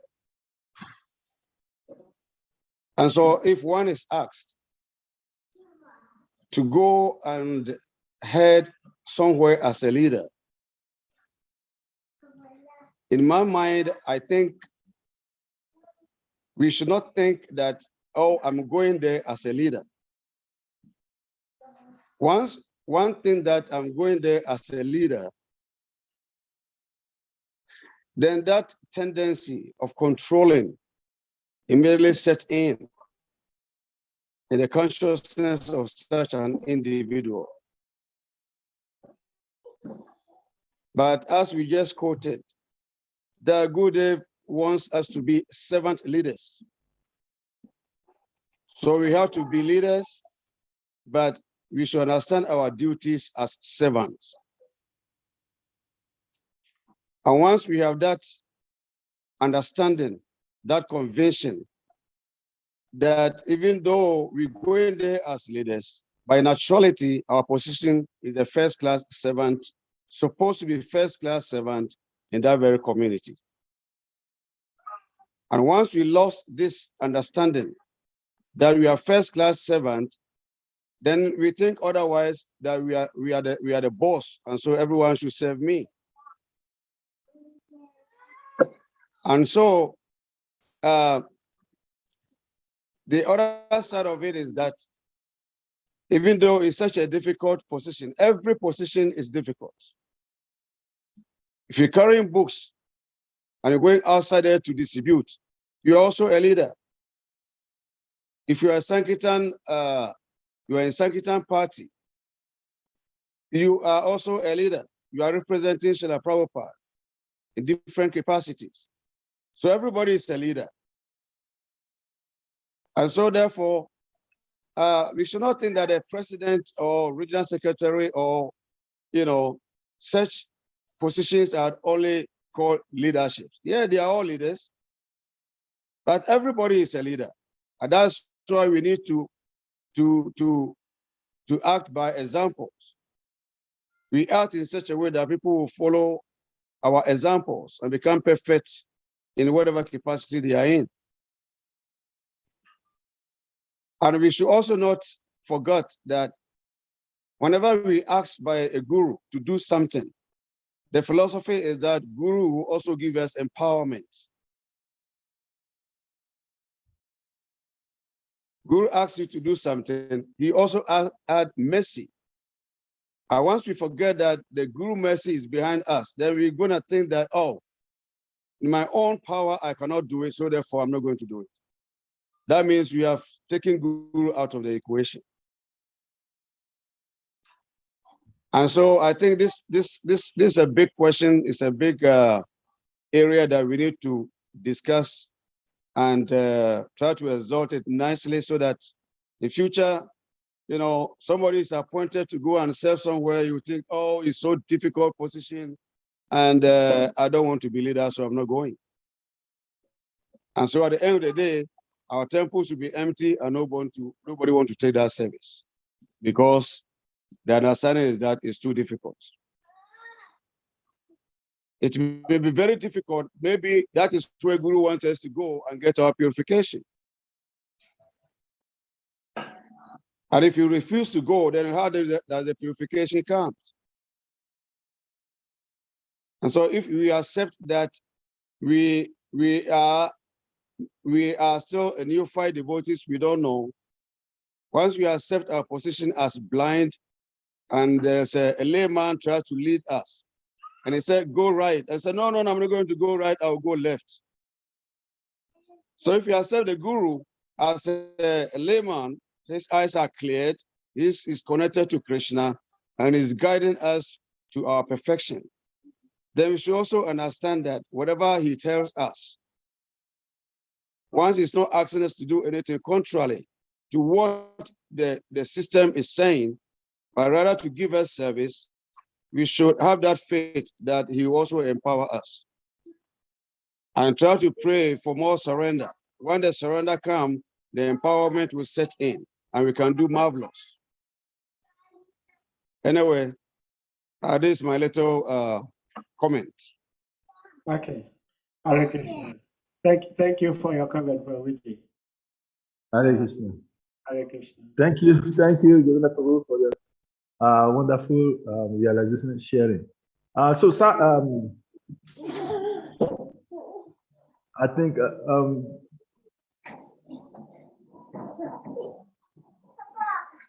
Yes.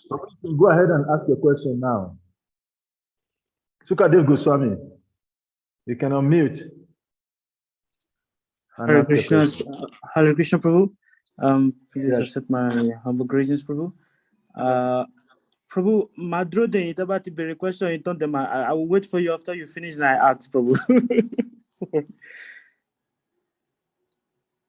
It's all right. Sukade is speaking in tongue. only me can understand.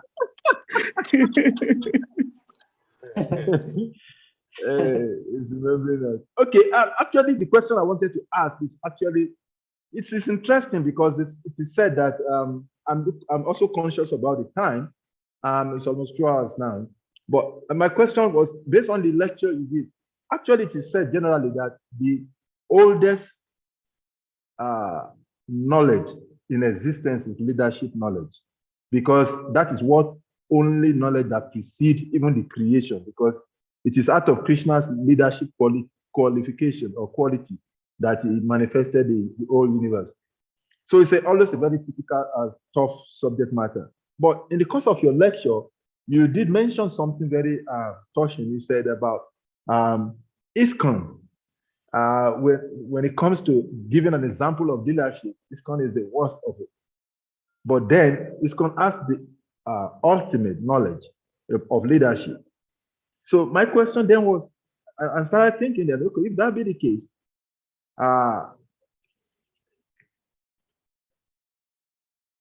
what can we attribute the cause of our not being able to exhibit if we seemingly have all of the knowledge of leadership?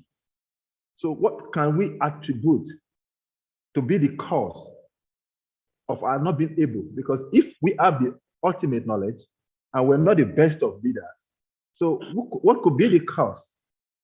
And if we can identify the cause, then maybe probably you can give us a hint also. What are the likely solutions? What can be done to be able to exhibit this knowledge of leadership that we have? Hare Krishna. Thank you so much. Well, yes, ISKCON, Hare Krishna movement, has the highest knowledge in the leadership in particular. And in general terms, HARE is leadership in terms of knowledge of everything that is there to be known.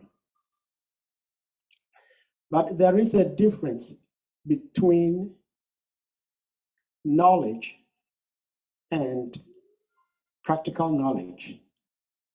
And so we have what we call Jian, which is knowledge, and Vijian, practical knowledge. So if someone has knowledge but does not know the practicality of it, it's a dead knowledge. Just like you may have a car key given to you, but you do not know how to put the keys in the car to open it and start it. So what is the use? You have the car key, but you do not know how to use it. So it's useless.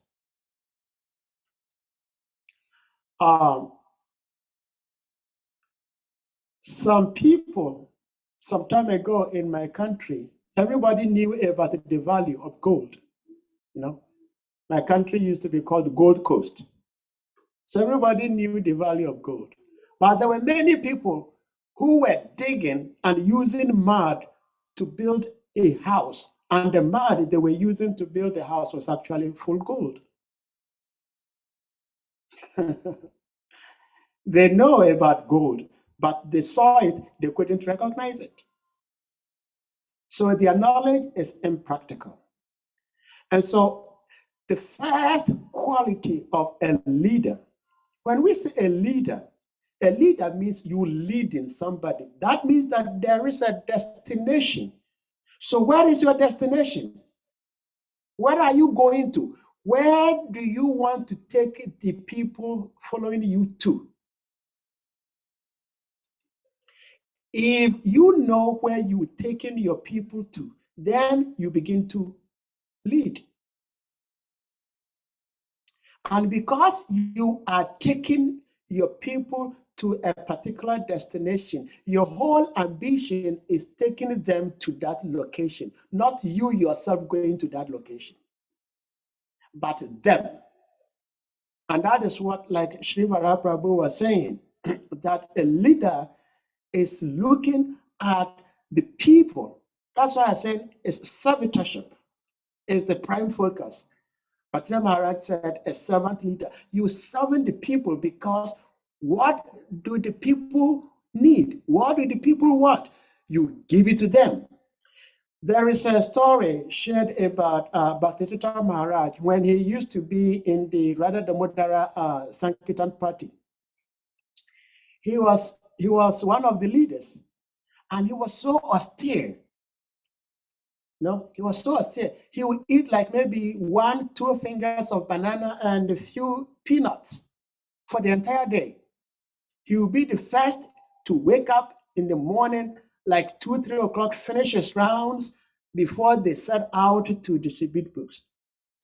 And then at some point, some of the devotees felt that, no, we cannot withstand this way of life. And so they decided to leave. And so what did Bhaktivedanta Maharaj do? He tapered down his lifestyle. Because that lifestyle he was leading was good and beneficial to him, but it wasn't helping the others who were working with him. And by making adjustments, that was not going to take away his devotion. That was not going to take away his devotional service, but he toned it down so that the other devotees would feel belonging to the same party. And so they did. They did stay. And so what I'm trying to say is a leader's goal and focus is that there is a place I am leading these people to. And it is my responsibility to make sure that I do everything possible for them to get to that destination. And that is why I was saying that It requires more than just being a leader. You have to be thinking very fast. You have to be very tactful. You have to be very strategic. So when a situation confronts you, you can think very fast and smart to understand that this is what is happening. This is what I have to do. Maybe what is happening in your situation has never happened to anybody before. So you have nobody to look back to as a reference. But because you are a very devout servant of the Lord and you're thinking of the well-being of the people, Krishna says that forgetfulness, remembrance, knowledge comes from him. He will give you that knowledge to guide the people. Moses was leading the people. He believed that he was the leader, but he never assumed that because he is the leader, he is better than all of them. No, he actually saw himself as a servant to them. So why can't we? And we have been given the tools. Why can't we?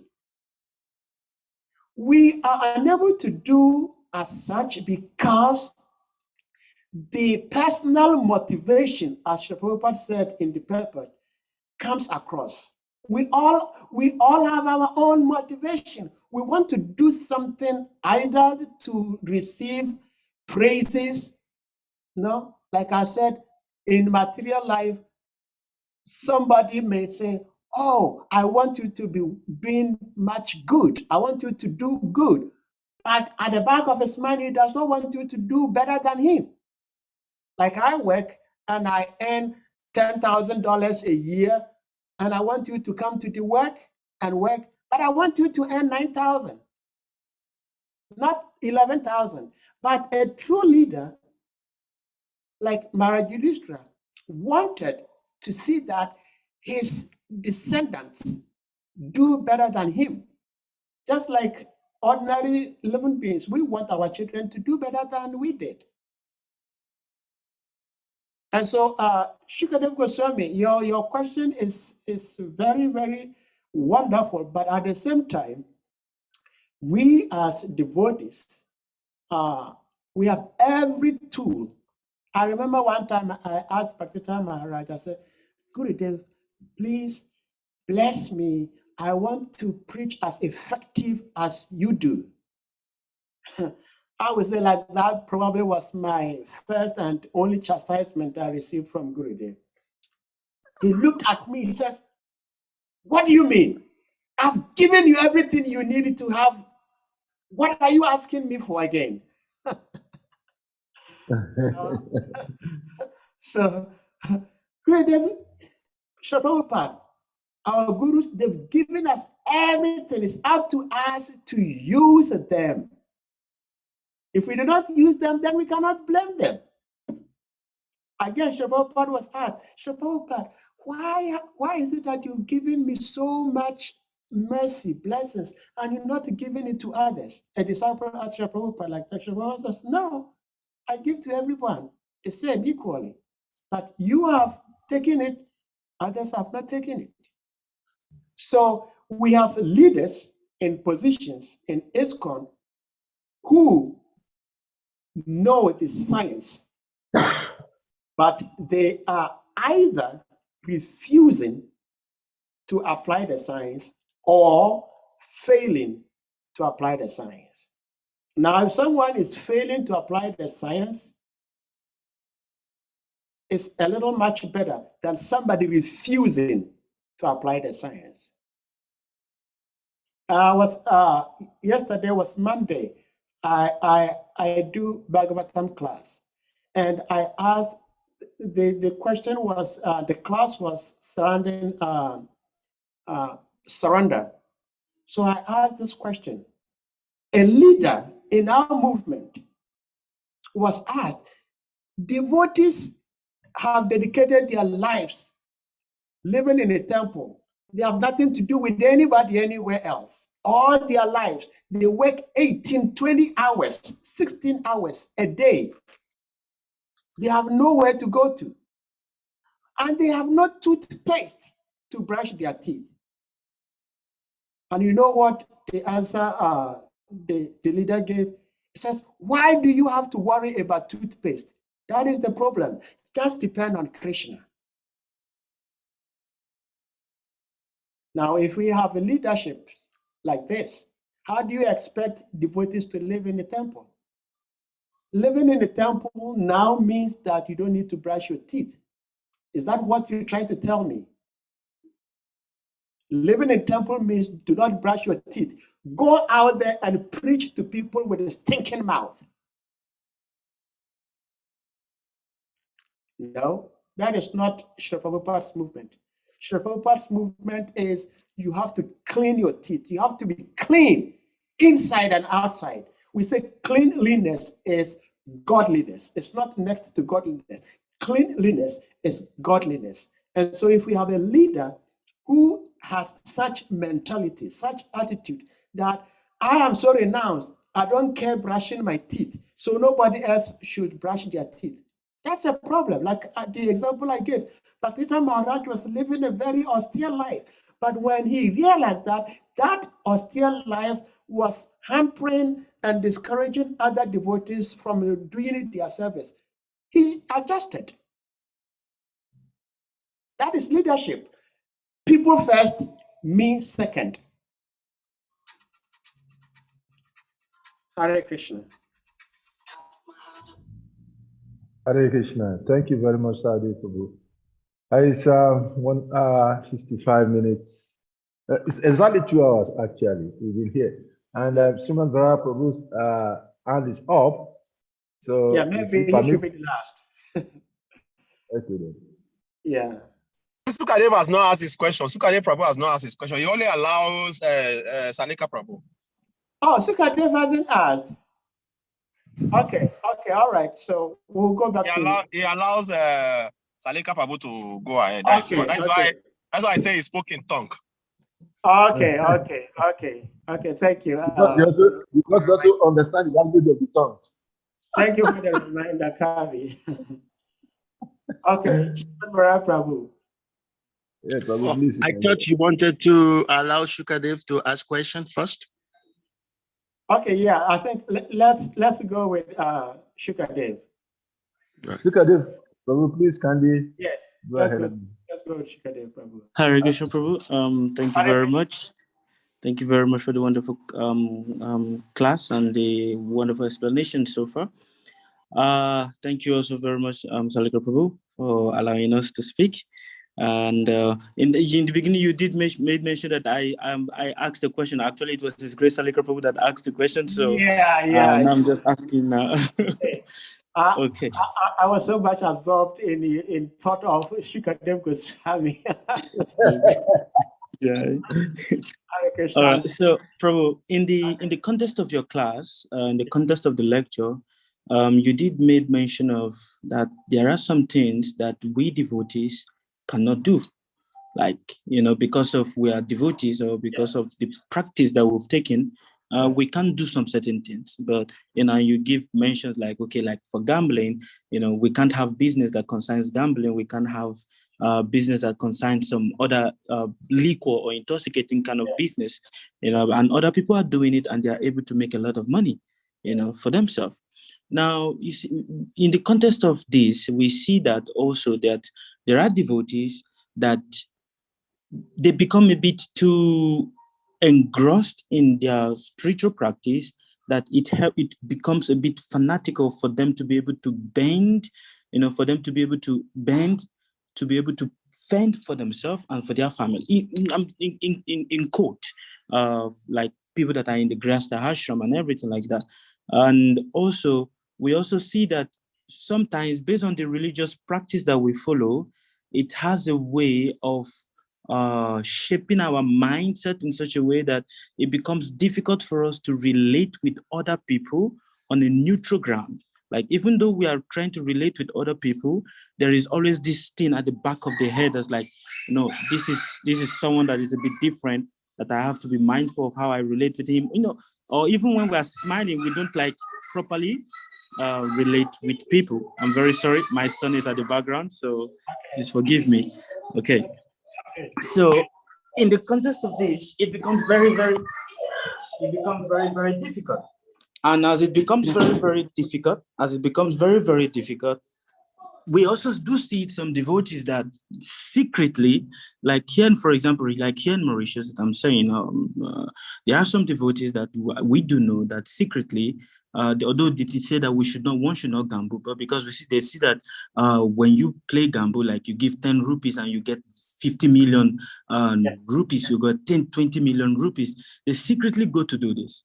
And sometimes we do see them going to do this, and we're like, oh, okay, but this Prabhu is look at what this Prabhu is doing. And it becomes a problem in the sense that we become a bit hypocritical of how we decide to practice our Krishna consciousness. Okay, we should not do this, but hypocritically or in the guise that no one is seeing us, we tend to go behind and do it. So long as I'm doing it, nobody is seeing me, I'm okay, And when people see me, I just try to pretend that it's not me.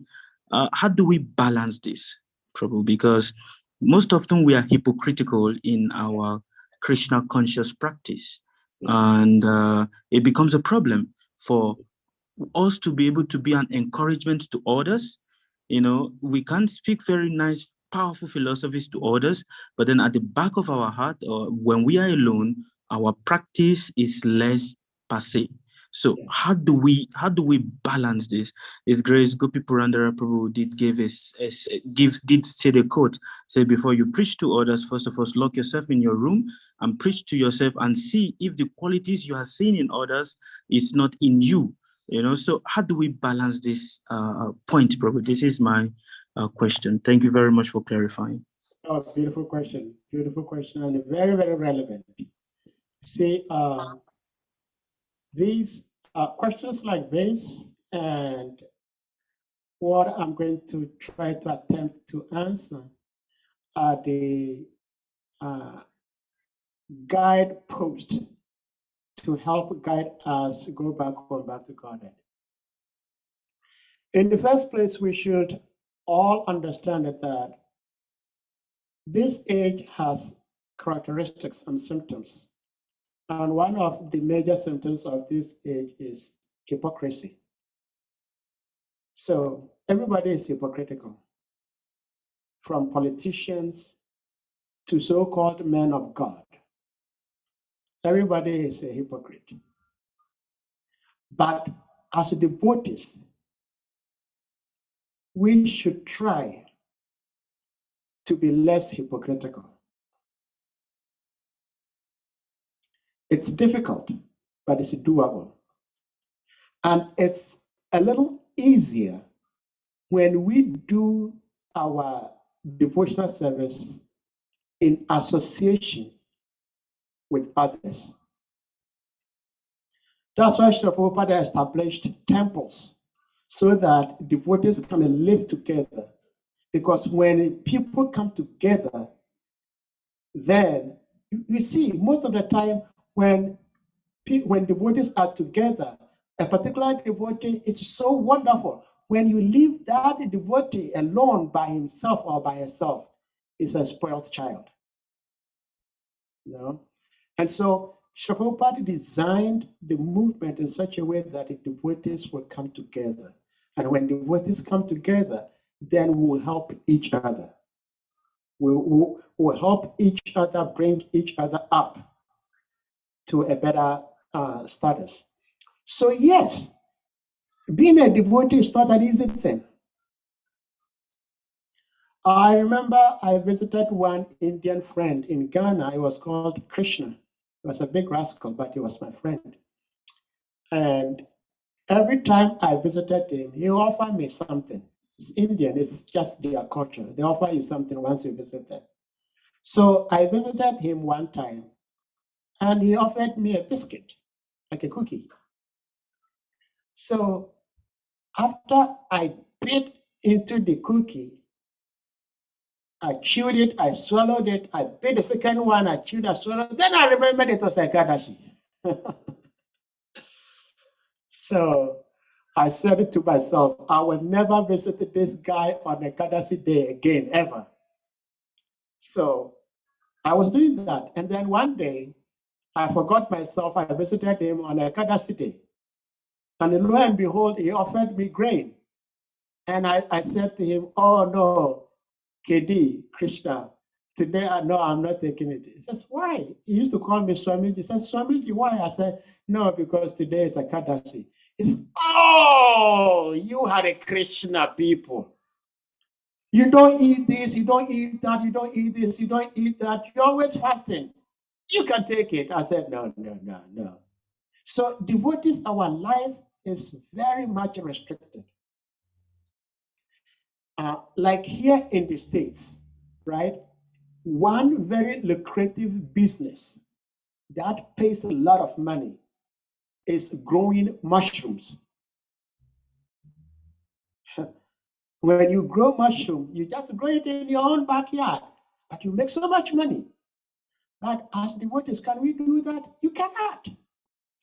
Now, if we know that in the public we cannot do that, why do we have to do that in secrecy? When we know that Krishna says in the Gita that of all secrets, I am silence. So when you hide somewhere in secrecy where you think nobody is seeing you, there is a silence there. And Krishna says that he is that silence. So whom are you hiding yourself away from? It's kind of ridiculous, but oftentimes devotees will do that. Krishna says that I am the sun, I am the moon, I am the stars, I am earth. There is a story about a guru who gave a chicken to disciples to go and kill. Go to a place where there is nobody and kill the chicken.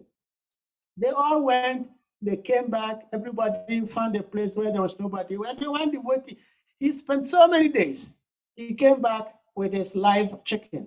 He said to his Gurudev, here is my chicken. He says, come on, you mean you went everywhere, you couldn't find a very silent, quiet place where there was nobody? He says, no. He says, how? Then he explained. So the Guru knew that this is the devotee who has understood the philosophy. You cannot hide. Even Clemens said that. He says you can run, but you cannot hide. You know, Peter Tosh, you know, he says you can run, but you cannot hide. So devotees do this. That means that we haven't really understood the philosophy. It's difficult. That is why when we join devotional service, we should understand what we have put ourselves into. But if we truly practice it as is given, there is so much nectar, so much bliss in it. For example, you go out there and you tell people, these are the principles you follow. They look at you so poorly. It says, my God, so how do you eat? How do you live? But as devotees, we eat the best anybody can think of. But they do not understand. So they think we're starving. We're not starving. And so if we live according to the way Krishna and the Guru is telling us, there is always going to be bliss. But I see everywhere that there is hypocrisy going on. And it's very difficult to overcome it because that is just the nature of this age. It's just like here in the States, we are in the winter. Winter officially started today. It's cold, very cold. Now it's cold. So what do? There is really little you can do to keep yourself warm. But that means that in other times where you do something little to keep yourself warm, now you have to do more to keep yourself warm. So now that we are in this age of Kali, it means that we need to do more to stay away from hypocrisy. And the way of doing to stay away from hypocrisy is just what we're doing. Coming together, talking about Krishna, seeing the devotees, hearing the devotees' voices. This is devotional service. It's Srila Prabhupada said, devotional service is so simple that Most people will pass it and leave it behind because it's so simple. But that is what is taking us back home. We coming together, talking about Guru, talking about Krishna, talking about the ways of the Lord, and reminding each other what we need to do to please our Guru and Krishna. That is our way of going back home, back to Godhead. So yes, when we find a devotee do things like that, we can humbly, respectfully, and lovingly approach this devotee and speak to this devotee. Prabhuji, I see you do this. There was one time I saw one devotee. He had gone out and he had gone to drink liquor. And he didn't want anybody to know that he has drunk liquor. So he used spray, like a body spray. He sprayed his mouth so nobody can smell it. So he came back to the temple, and I got close to him and I smelled it. I said, Prabhuji, what are you doing? You did this. He says, no. I said, no, you cannot say no to me because I also used to drink. I'm an old tycoon, so I know it. he said, Prabhuji, I'm sorry. Yes, you're right. So please help me. I said, how can I help you? You are a more senior devotee than me. You know the philosophy better than me. The only way I can help you is to preach the philosophy. And here is the case. You know it better than me. So how can I help you? It's up to you. You know it. You just have to do it. You just have to do the right thing. Hare Krishna. Shri Srimad Varaha Prabhu, and then we'll bring the close to an end. Thank you so much for tolerating my long talk and speculations, assembled devotees. I am very much proud of all of you that show up every day in and out. It's not so easy. But thank you. Thank you, Prabhuji. Sumabara, Prabhu. Hare Krishna. Please, Sahadev Prabhu, permit me to reply to Govinda Prabhu. Okay, because his question was based on my comment. And and he came up with so many nice realizations, which I think we should, I should reply. Okay. So Govinda Prabhu, my obeisances, accept my humble obeisances. Thank you for your nice realization about, accepting Guru's instructions. I once had a discussion with another very senior Prabhu on this matter. And he made it clear to me that there are, of course, two types of devotees. Of course, three types, you all know, but two types that are exemplary. One is the first class, one, which is Uttama Adhikari, and the second is the Madhyama, the second class. Now, the first class devotee does not argue with instructions, does exactly what is told to do, is the first class. But the second class, he can modify instructions. Sometimes he argues the instructions out and follow the best course that he feels is good for him. So now, what does the scripture say? Most of us are not on the first class platform. So if you want to follow your Krishna consciousness like a first class devotee, that is fine, but there should be no complaints. Last time, I remember, Govinda Prabhu, you asked a question which is also very similar about a guru asking his disciples not to take or to take the COVID vaccination, and will it be all right to disobey that? That is also similar to this question. So, and you remember what that Mataji said that day? You have to take responsibility for your life.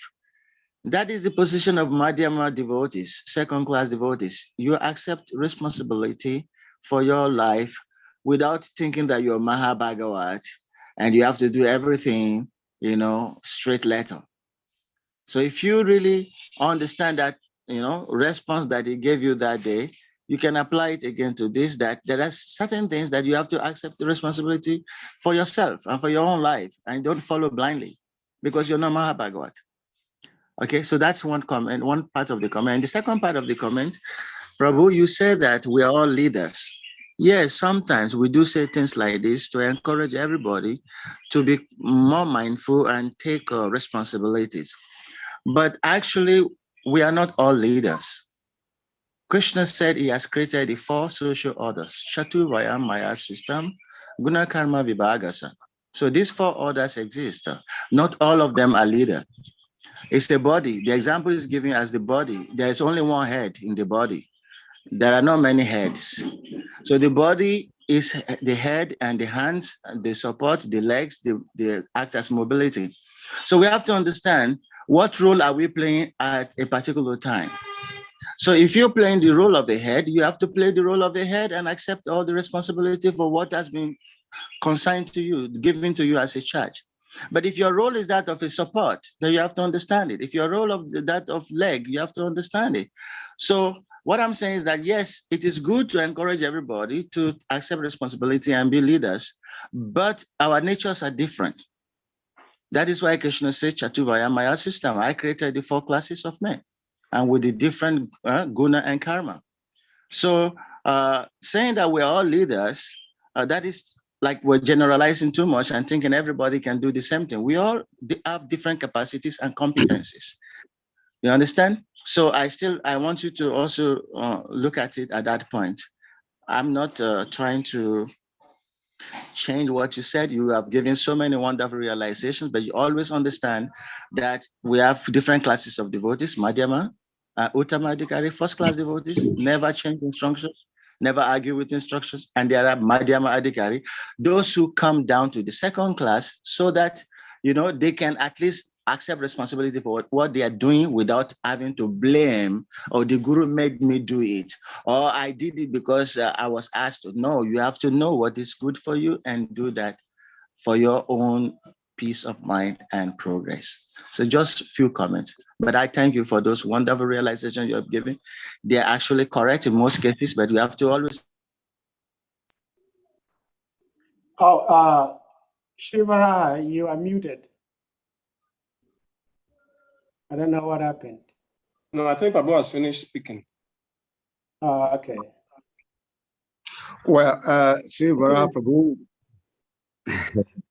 I always look up to you for your determination, your seriousness.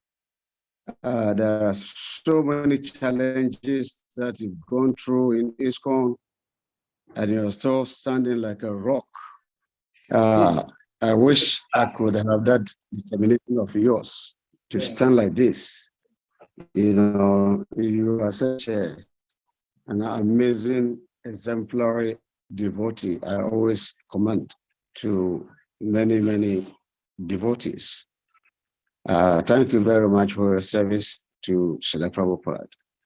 And thank you for your comment. In fact, what I was trying to say is that we are leaders in different capacities.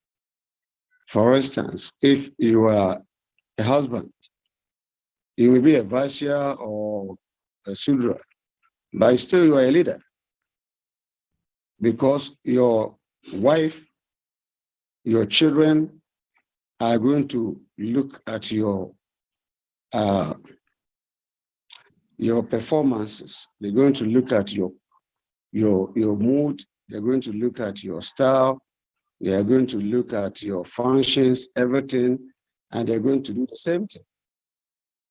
And so you have to, if you are a father, then you have to lead an exemplary life for your children to follow. Sometimes, sometimes I can We have a word say that your mom or your dad did not raise you well. That is a big insult. If somebody tell you like that, that means he's insulting your whole family. They did not raise you well. Why? So if you are not giving a proper examples to our children, then how do we expect them to behave when they are grown up? And so in that sense, we are leaders. Every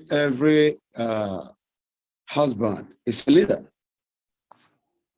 And I'm saying we are all leaders because people look up to us. A devotee, once you are going to recognize or you identify as a devotee, if you do anything wrong, everybody is going to point hands at you.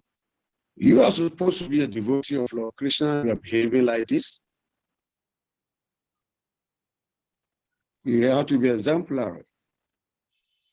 And that means that brings a point of servant. And being a servant means you being humble. Once you become very humble, no, a servant can never behave like a master. A master thing is a master, he's big guy, and everybody should succumb to whatever he says. To whatever he do, you should keep quiet and just listen and do that. And once you challenge him, that means you have disobeyed. And then he will find ways and means try to punish you because he thinks he's a boss. But once we know that we are servants, like Sadhu Prabhu rightly said about Srila Prabhupada, a bhakta coming from nowhere to chastise Srila Prabhupada, pick up your beat. Prabhupada did not react. Who are you? The whole Mahabhagavad telling me to pick up my beat and chant. But Prabhupada humbly picked up his beat and started chanting Hare Krishna. You know, because Prabhupada is showing an example. He's showing that even though his master that we all look up to, but still he's servant. So he's showing that practical example to that devotee. And so wherever we go, if we think that we are servants and we are not bosses, then we are going to behave very well. Once we go to know the whole world is looking up to us, then we will behave very well. But if we don't do that and try to do otherwise, then we are going to think we are the bosses. And so everybody should listen to us. And once that is failed, then we become pissed off. And it happened to many people, they even give up the society. They give up the whole Krishna consciousness career. I know about 2 or 3 that are preaching impersonalism today because they were thinking that they are qualified to be sannyasis and gurus, and they were not given that opportunity. So they give Krishna consciousness up. But those who humble themselves and stay under the lotus feet of Srila Bhakti Maharaj, now they are all gurus. So that is what I'm saying, that yes, there are 4 varnas and ashrams, but do we really go strictly by those ashrams? Once you become a devotee, you are a transcendentalist. You become transcendental to all these varnas and ashrams. Because Krishna can use you in anywhere he wants to use you. When it comes to the material platform, then there's these divisions. A devotee can stand up and fight. A devotee can go in for business. A devotee from those low class as a Sudra can also preach. We are all Sudras. In fact, in Kali Yoga, there's no Brahmana, according to Srila Prabhupada. As any of us born with samskaras, mantras, before we were born? No. We were all born from kamis. So where's our Brahmanica qualities? Where's our Brahmanica culture? How can we claim we are Brahmanis? We are all Sudras, according to Srila Prabhupada. But a Sudra can tend to be Brahmana by surrendering to the orders of Krishna and pure devotees. And so, yes, the ashrams are there, but the ashrams are there to correct us and to make the proper devotees. And the proper devotee who always think himself as a servant. Chaitanya Mahaprabhu demonstrated that example. He himself as God, Krishna himself, he claimed by his own hand in a temple. He showed us the proper example that by all means, our duty is to serve. We are servant of the servant of the servant of the servant. That is our position. Once we accept the position of servitorship, and we try not to claim as masters, and we try to serve others, that is where our empowerment comes. That kills our false ego. That kills our pride. That will kill our envy. That will kill those things that are crippling us not to become pure Krishna conscious devotees. So we should throw away all this false ego of trying to be master and this, and so everybody should carry me as God. Once that consciousness come in, definitely we should know that we are failed. We are ever servants. We are never masters. And a servant try to surrender to the master. And that's why we have the gurus. And so if a guru gives an instruction, he also gives mercy attached to the instruction. So if you say we are surrendered to the spiritual master, we don't claim to be Mahabhagavat. No. Guru knows that we are not by his instruction. And so by obeying that instruction of the guru, that is where our surrendering process will start. The purification will start right from there. We should not wait until we become Mahabhagavat before we surrender to the guru. We can never become Mahabhagavat if we don't start from somewhere. If we don't surrender to the guru and try to follow the instructions, there's no way we can become Mahabhagavat. And so, I mean, that was my simple comment, that in any capacity that we may find ourselves, we are always servant. When we accept that we are servant, then that will bring our false ego down. And once that ego comes down, then we begin to respect every devotee, even a bhakta who has come today.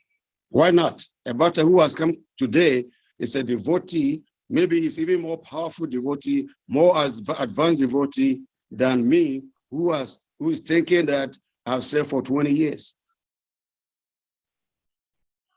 Okay. It's also a pure devotee. Yeah. Thank you very much. And so, it's my simple comment. We are all servants. Nobody is master.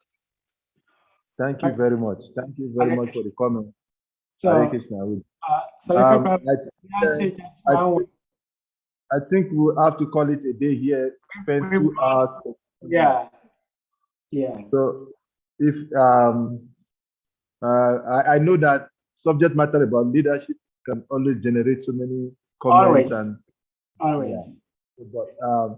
But because of time, we can continue on the WhatsApp platform. Okay, so thank you very much, everyone, for being part of thank this. Thank you so much for your patience. I request everyone to please kindly unmute themselves. Let us loudly chant powerful Hare Krishna mantra. Full want to appreciate His Grace Sadeh Prabhu for this wonderful class and giving us an extra 31 minutes of stay to enjoy nectar. Yeah. Hare Krishna, Hare Krishna, Krishna Krishna, Hare Ram, Rama, Rama, Hare Hare. Hare Krishna. Srimad Bhagavatam, Jai. Jai. Jai. Vaishnava Thakur, Jai. Jai. Gora Jai. Hare Hare Bol. Hare Krishna. Hare Krishna.